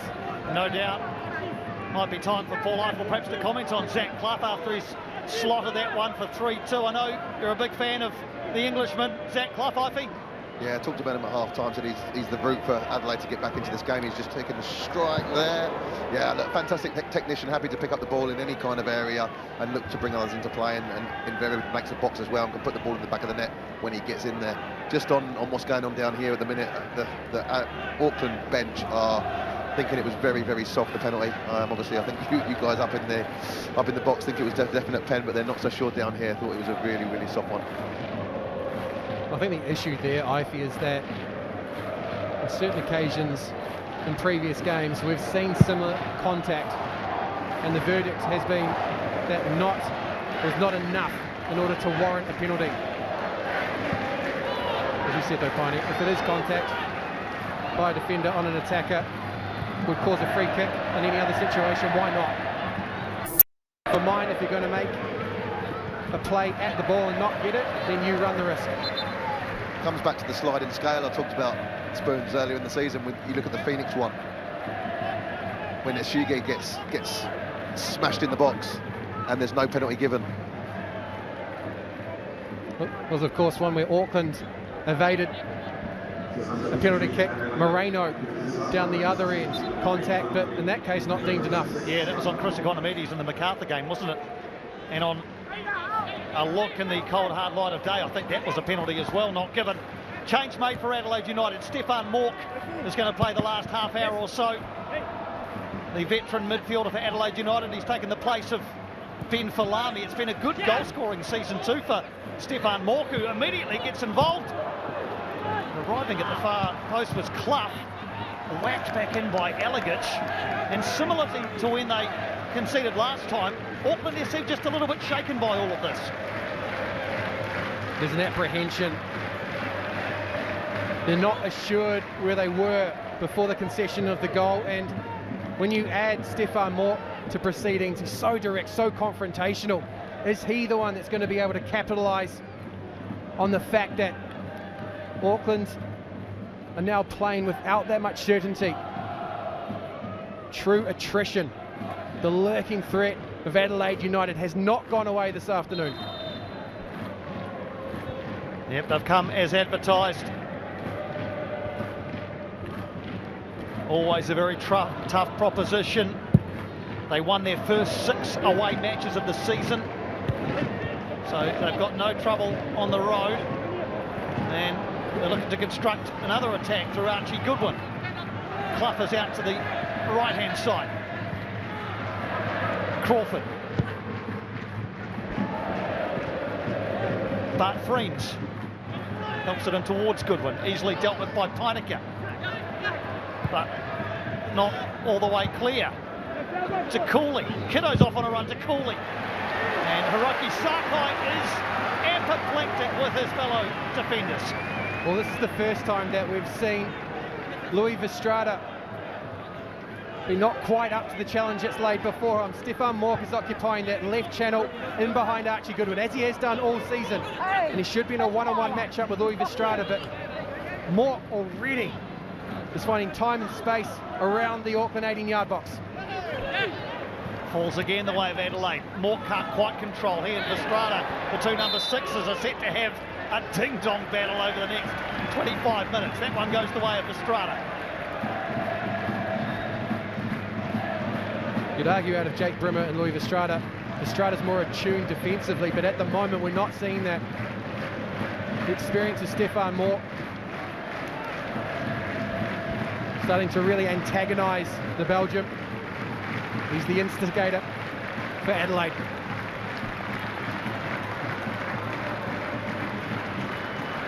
We'll have plenty to talk about on the Football Friends podcast. Stefan Mork, she co-hosts with Ben Garuccio from Western United.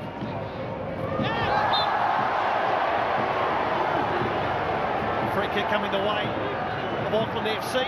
Harry Crawford the culprit that time.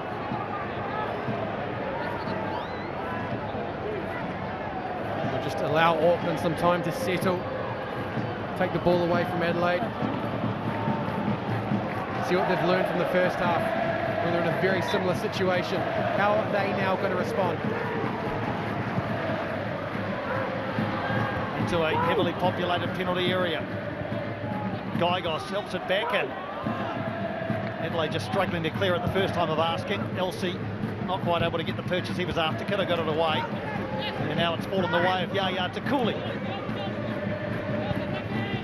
Into Clough. Back to Cooley. This is building nicely. Yaya to Cooley. And almost rebounded into the path of Harry Crawford on the far side. It'll be a corner, but Adelaide United are mounting a case here. Well, Cooley's been a constant, and yet again, he's allowed to try and square up a defender. This time it's Gallegos. Canvasses what's in front of him, decides that the best opportunity is a shot. You can see he was looking for Paulson's far post. Has to settle for a corner. Which is swung in. Good strong punch by Paulson that time.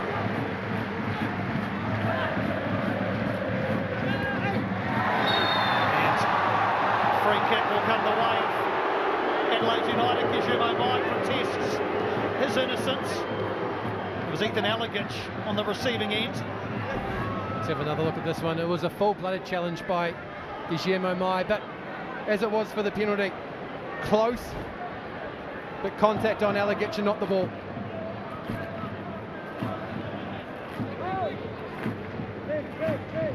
Adelaide United have the momentum of the football game at the moment as we enter the final quarter of it.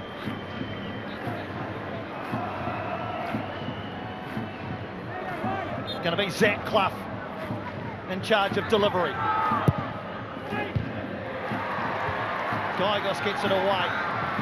Chance for perhaps a little mini break on here for Auckland FC. Zach Clough quickly puts play to that, although Auckland FC still have it, now they don't. It's helter-skelter out there as Marley Francois and Cam Howison are being ready for action on Auckland FC's bench. No second guessing what Steve Corica is going to proactively try and take advantage of, and that's Adelaide United seeking an equaliser. Can he hit them on the counter-attack? But Piney, let's just appreciate the work of the visitors here today. They've been so considered in the way they've reacted to the storm that Auckland has set upon them. Twice been 2 goals behind, and yet they haven't faltered. No white flag in sight. Howison for Gyagos, and Marley Francois will take the place of the man who currently has the winning goal in the contest, and Logan Rogerson. So Marley Francois, he would love to score his first A-League men's goal out there today. He's come off the bench now in the last 6 matches, including this one, yet to open his account. And Cam Howison out there as well. He's come off the bench now in the last 7 matches. Gets a shove in the back as he goes up for that header. No second guesses who that was the result of. Stefan Moore again disrupting, niggling.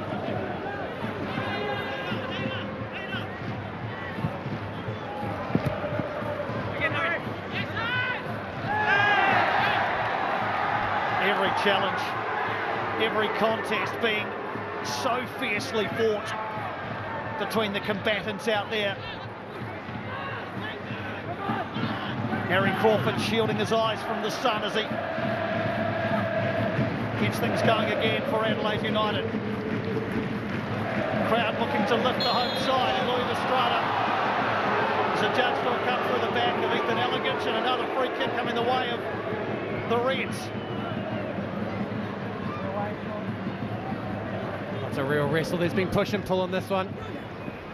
Just get a sense that the game's narrowing, the margin's shrinking, something's now got to give. Zach Clough, superb. Oh, he just about created something picture perfect until he gave it away. Well, Randall's in an offside position. The Valley Francois is not. Randall's in the area waiting for the quick pass. Francois doesn't give it. Over towards the far side though. Line. And Breen's in the way. Well, Marley Francois probably needed to play the pass earlier. Well, he's been told as much by Jesse Randall. He made a run through the middle, as you said, initially offside, but the ball fell to Francois. And just a moment before, there was an opportunity there to get the ball in front of Ethan Cox. Try and find Jesse Randall. Don't take your eyes off this one, folks. Here is Randall. And Marley Francois not able to wrap his foot around it. Well, I think that's Jordan Elsey on the ground. And although all the attention will be to get to Auckland FC, who that time made their way through Adelaide United's defence, the desperation from the Red centre-back to give Ethan Cox some support. Oh, if Marley Francois had that one back, I think he'd try and wrap his foot around it a great deal more. Needed to go across the goalkeeper. The noise in this ground just continues to rise in volume The crowd are riding every single pass, every single challenge.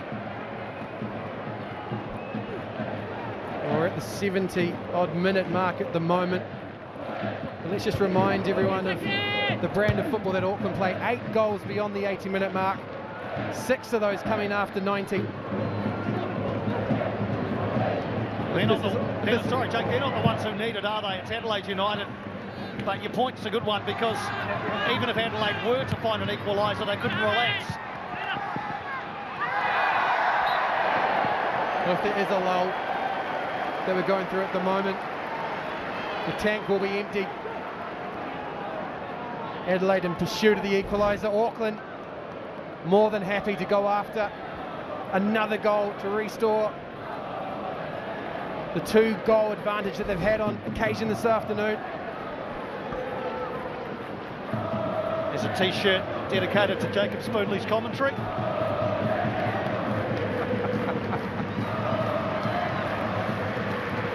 I was looking at the last 5 shots and just how it's been shared by Adelaide United and Auckland FC.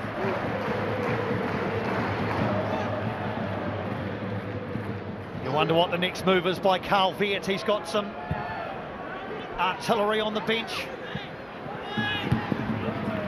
In particular, it would be a big call, but 16-year-old Emlani Tatu, who's come off the bench in the last 2 games and shown energy. Luke Brooks-Smith's done it for Wellington. I wonder whether Carl Viet might roll the dice with Emlani Tatu at some stage.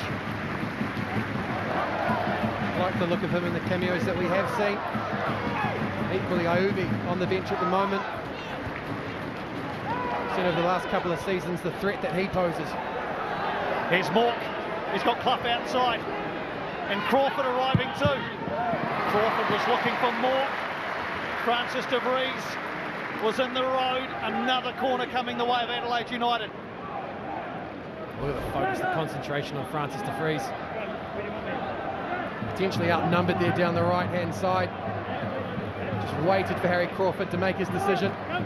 Didn't bite. And that was important because he had to Cooley down the inside. Corner taken and claimed comfortably that time by Alex Paulson. Easy to forget that he's only 22 years old, Tiny. Moreno, Louis Estrada striding forward. Jay Barnett stride for stride with him. I'll talk about box-to-box midfielders. Louis Estrada and Jay Barnett demonstrating that there. Another terrific crowd here. 16,709.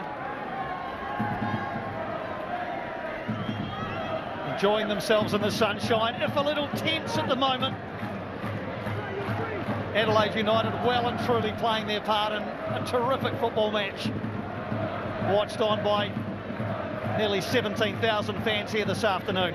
Sakai's going to hurl this one in. Might get a second bite at it. Estrada heading back towards his own goal.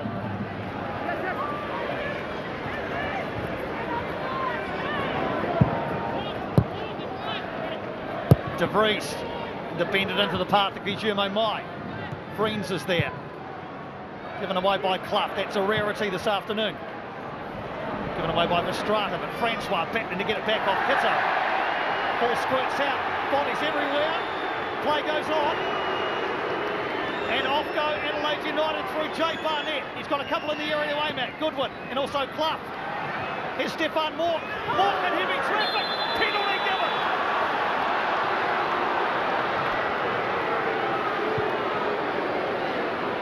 Well, Stefan Mork off the back of a lung buster from Jay Barnett.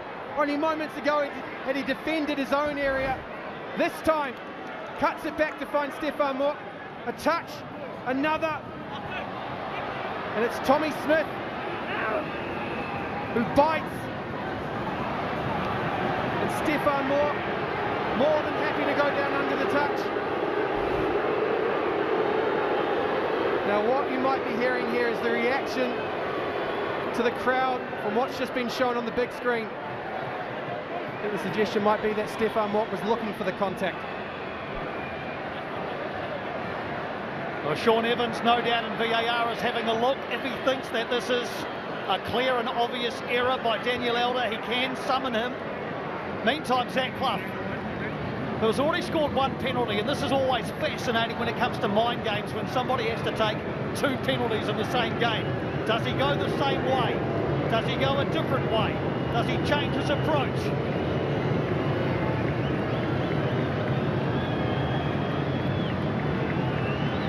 Penalty confirmed by VAR.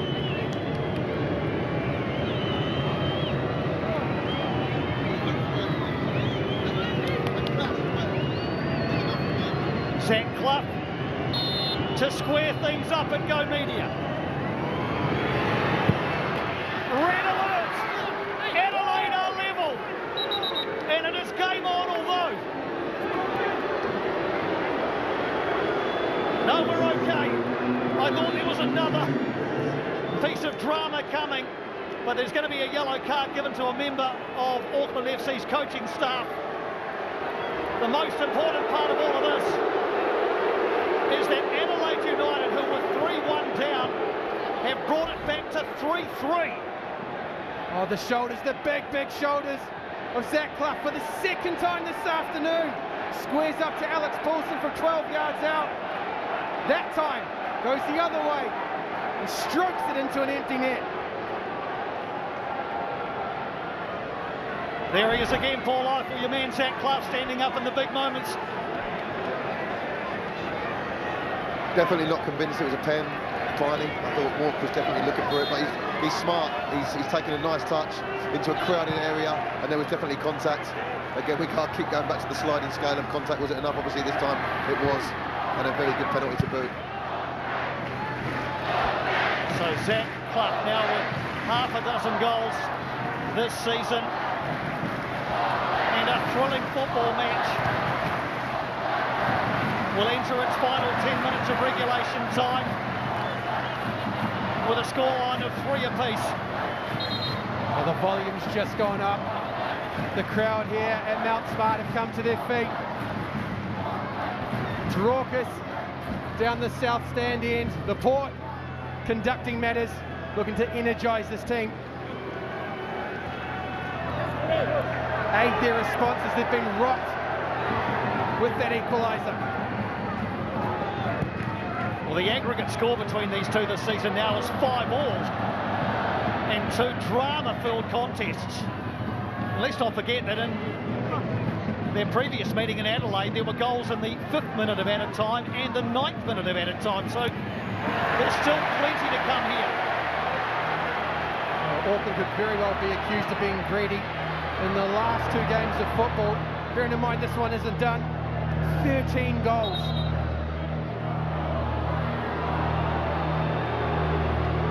A couple of players down here, Sakai and Dakuli. So players come to a temporary halt. Callan Elliott is stripped and ready.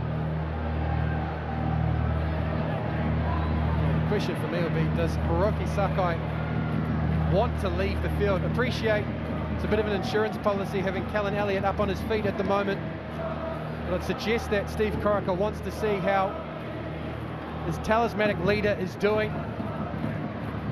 Matters locked at 3-all, 10 minutes to play. You want your leader out there. Yeah, I think the initial plan was Callan Elliott coming on for Nate Almudena. Let's see what happened in this challenge. Inadvertent, as Sakai made good contact on the ball to clear it. Both players are back on their feet. So Sakai is going to be okay to continue. Gives both sides the chance to catch their breath as we enter the final 10 minutes of this one. And well, I love this from Carl Vett. I absolutely love this from Carl Vett. He's throwing in 16-year-old Amlani Tattoo for the final 10 minutes here. Adelaide United have long been renowned for promoting youth, and here is the latest example. Amlani Tattoo into the action. I'm just going to wait and see whether Auckland FC make this change at the same time. Well, welcome to the cauldron, young man. Is this going to be the theatre that forges him? Is he going to be the difference? Where at the moment we have none between these two sides. Well, the last time a 16-year-old played out here, he scored a goal, didn't he? Luke Brooks-Smith a week ago. That was in a 6-1 loss. If Amlani Tatu was to score out there, or anybody, it'd be the 7th goal in a quite thrilling contest. Now we're going to see the change for Auckland FC, and with Sakai okay to continue, it is going to be Nader Moreno who makes way for Callan Elliott. That is certainly not like for like. Well, we might go sideline because Paul Eiffel oversaw the development of Callan Elliott, but I would suggest this will signal one of two things. Either Elliott's going to go on into right midfield, or Auckland are going to switch to a back three, which defensively will become a back five. I think it looks like a back three. Spoons. I think I saw Callan literally holding up 3 fingers to the guys inside of him, so I'll keep an eye on it, but I'm sure he's a right wing back. Clough, he's been so prominent with a couple of goals and a ball launched in towards Alex Paulson. So Callan Elliott's responsibilities, Ifey, are they defensive? Are they on attack? What's he been sent out there for? Yeah, I'm going to try and find that out. I think we'll find that out in the next few seconds, Piney. In the meantime, Jesse Randall almost, but not quite able to make room for the shot. Going back to that point, look, I think as a wing back, I think it's a bit of both. As Corica fully rolled the dice, I'm not so sure. I think 3-1 up. Would he take a 3-all right now with 7 or 8 minutes to go potentially? So watch the space. I think as well, Piney will be asked to respond to the energy of Tatu and Moore, who are occupying the left-hand side for Adelaide. Goodwin chasing after that one. Provide Sakai with some reinforcement.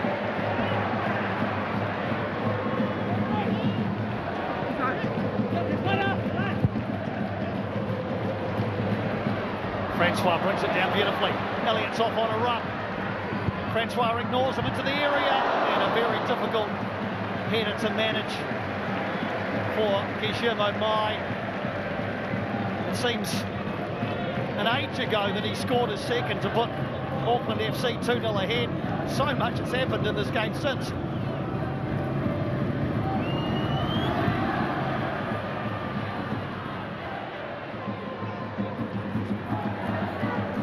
Who blinks? Who blinks first as we enter the final 5 minutes of regulation time? Alagich looking to set Tatu away. Might have drifted out and come back in again. Well, no flag from the assistant referee. And Ruki Sakai has just about given that one away. Barnett, he's never scored an A-League men's goal. Now would be a good time to start. Maybe he doesn't fancy it. Alagich. Mork. Tatu pushes it past Elliott, but Callan Elliott had the young man's measure that time. First sighting of Tatu. One thing that Elliott had mentioned is he's been working on his defensive play this season under the tutelage of Danny Hay and with the experience of Sakai for reference. Being moved and counter-moved by Corica and Viet this afternoon. Just the tension here. It's ratcheting up. The tank's getting emptier and emptier. What gives? Well, you made the point earlier, Jacob, and quite correctly, that Auckland FC, particularly in the first bit of the season, were the masters of the late show. They were renowned for scoring late goals to draw or win matches, often beyond the 90 minutes. Is there about to be another chapter in that particular part of their game written? De Vries. Randall. Jesse Randall. Francois tries to find Randall with the back heel. Vestrada cleverly brings De Vries in. Crowd in a frenzy, and Tatu is back defending. Mai just slips at the vital moment. Guillermo Mai still has possession of the football. Elliott away from Tatu. Can he hang it up? He does. And The crowd behind the goal are screaming for something. I think Jesse Randall just lost his footing. Still there for De Vries. Kellen Elliott. What a save! What a save by Ethan Cox from Jesse Randall as Kellen Elliott fired that one across. Point blank. Still there for Strata. Well, the door's been blown off its hinges, but the man standing in the door was Ethan Cox. What a save! Auckland come again.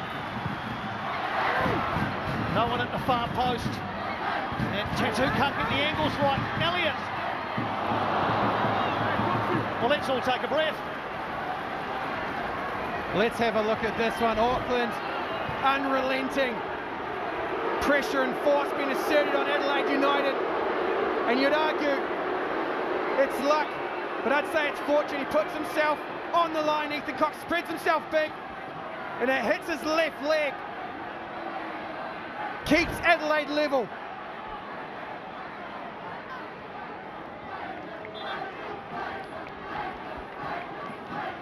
Two more subs coming for Adelaide United. Well, I'm glad someone's paying attention to the details, Piney, because this is breathless. Zach Clough, the excellent Zach Clough, is going to make way for Ryan White. And Austin Iyubi is into the action for Archie Goodwin for the final minute plus whatever is added. Well, let's hope that this is just cramp. Archie Goodwin has played his most consistent football this season in Adelaide, plagued by injuries while at Newcastle. Name not on the score sheet today, but instrumental in the first goal that Adelaide scored and added to the engine and the willingness of Carl Bett's men as they have overcome multiple two-goal deficits. Well, if you're thinking the game's going to end soon and you can go and do something a bit more relaxing, we're told there are going to be 9 extra minutes minimum added at the end of this one. Why would you want to go anywhere else? Stay with us. Tenacity, determination, and absolute volumes. What a treat this has been, Piney.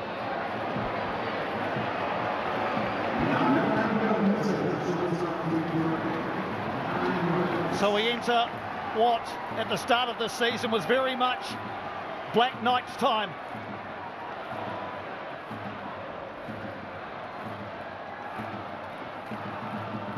We begin the extra 9 with a free kick being lined up by Francis De Vries.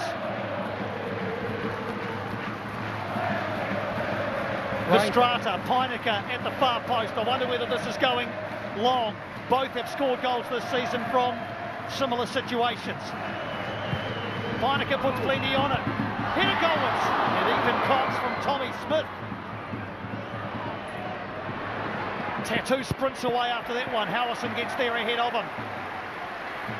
Oh, that would have been a way to mark your 550th for Tommy Smith. Francois nods it forward.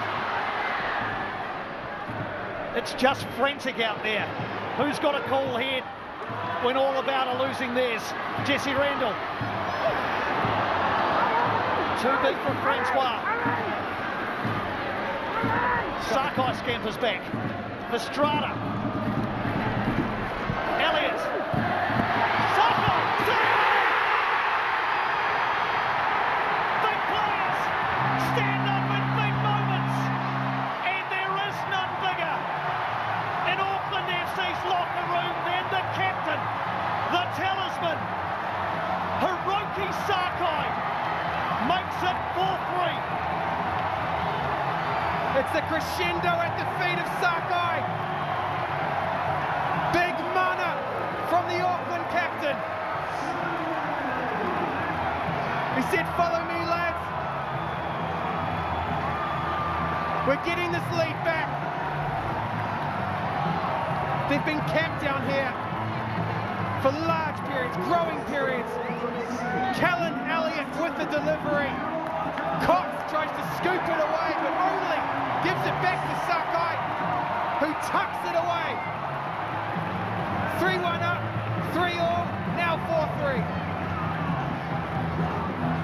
All the experience of 3 World Cups, over 70 caps for Japan.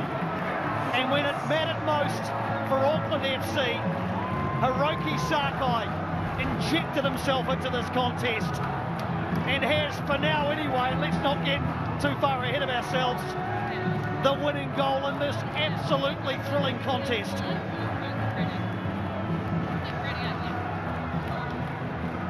They couldn't. There can't be more. There may well be more. This is Adelaide United.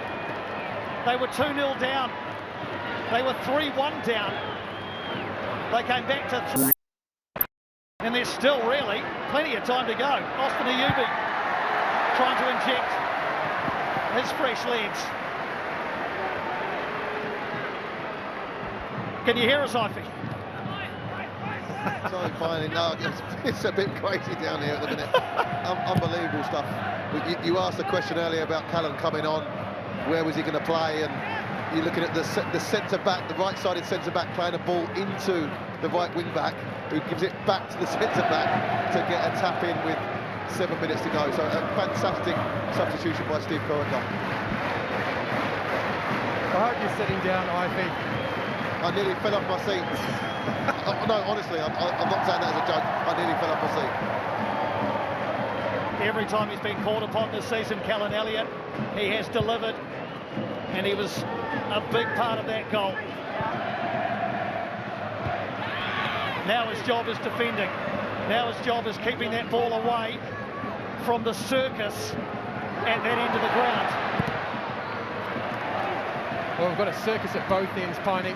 The Ferris wheel down the left as you look at it, and then the Port are calling Auckland home, giving everything they've got. They appreciate the effort that's been exerted this afternoon.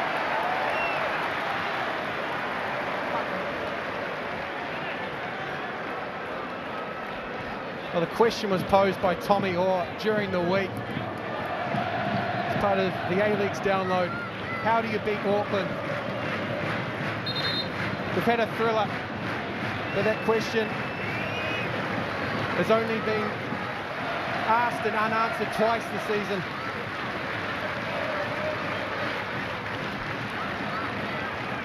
The big screen here at the ground doesn't have the extra minutes on it, incidentally, so the crowd are really in the dark as to how many of the extra 9 minutes have been played. We can tell you we're into the 6th of them, but there'll be more added because the celebration for the goal was about a minute, so who knows what time we're knocking this one on the head. Calm defending again from Callan Elliott, goal kick. It's my birthday on Monday, Piney. We might still be here.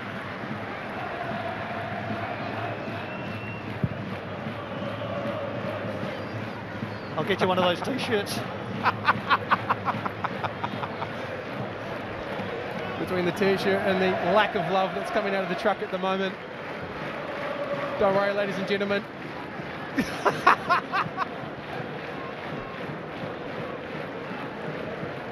Still fight in Adelaide's legs. They know no other way.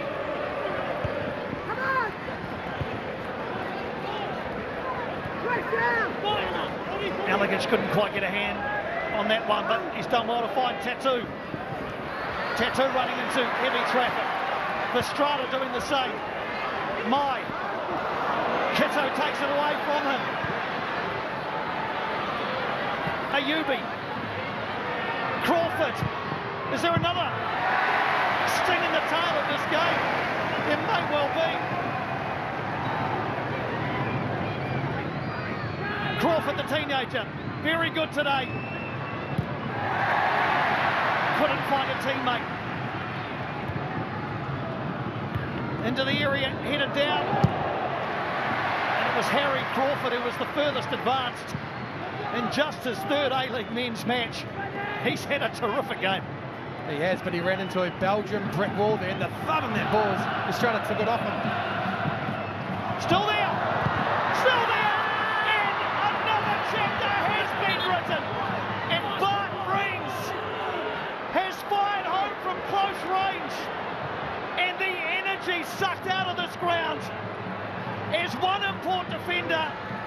scored the goal he thought would give his side victory.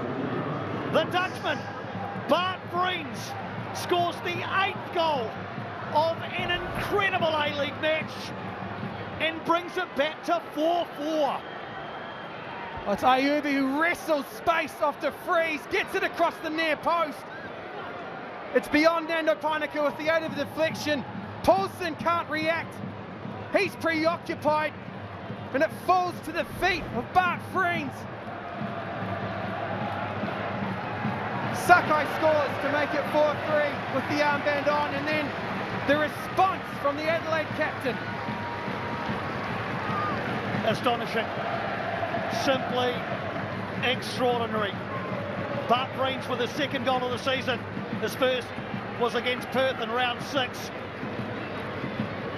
There is a check going on in the lead up to this goal. Carl Viet wants to know why. Goal given. What next? What next? In amongst all this, Piney, Adelaide with the last side to take points off Auckland, and it looks like they're about to repeat the dose here this afternoon. Callan Elliott up in the air from Elsie. Cox is there, flaps it away, and a foul on Ethan Cox from Jesse Randall. We've had the extra 9 minutes, but there have been 2 goals in the 9 minutes, so add another couple for the celebrations and the restarts. We're about to bring up 100 minutes. I'd suggest that Ethan Cox made a bit of a meal of that one. Jesse Randall jumped straight up, and the young Adelaide goalkeeper made a bit of a meal of it. Daniel Adder came to his rescue.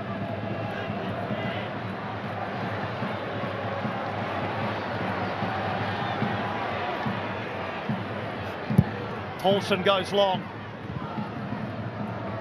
Barnett for Adelaide. Tattoo helps it on.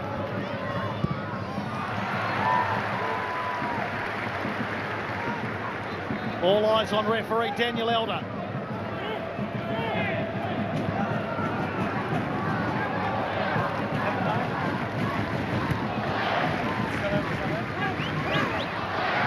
This is Ryan White.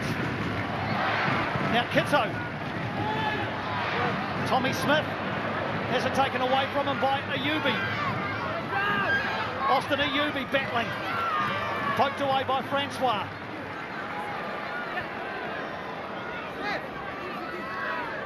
Is it Adelaide that can land a final blow?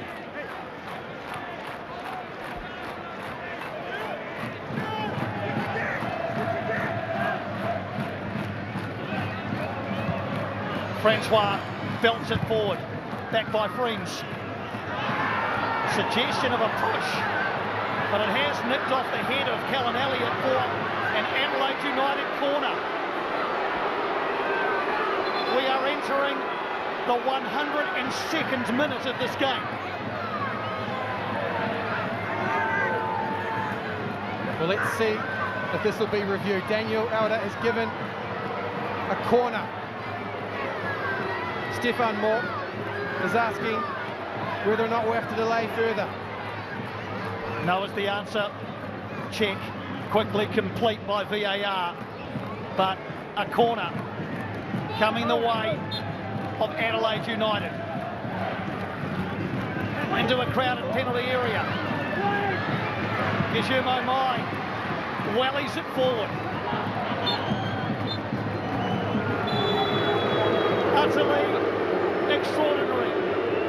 You cannot write scripts like this one. They would be thrown back at you for being too far-fetched.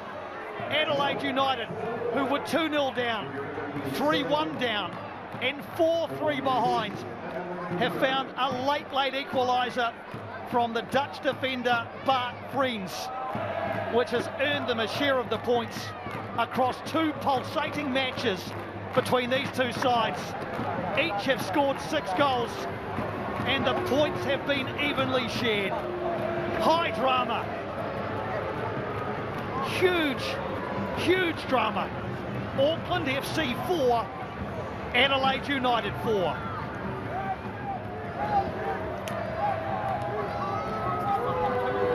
Just astonishing. A just astonishing 102 minutes of football. Well, we saw a shot there of Steve Corica and Calvert. I'm sure they'll have points to review, they'll have adjustments to make, point things out to their players, but even they must, in all the years playing in the A-League and now coaching, appreciate what has been played out on the field before us. How special that was, the drama, the intrigue, the tenacity, the bravery of each side. It'll be a game that'll be talked about for a long, long time. And the question will be asked in years to come, where were you when Auckland FC and Adelaide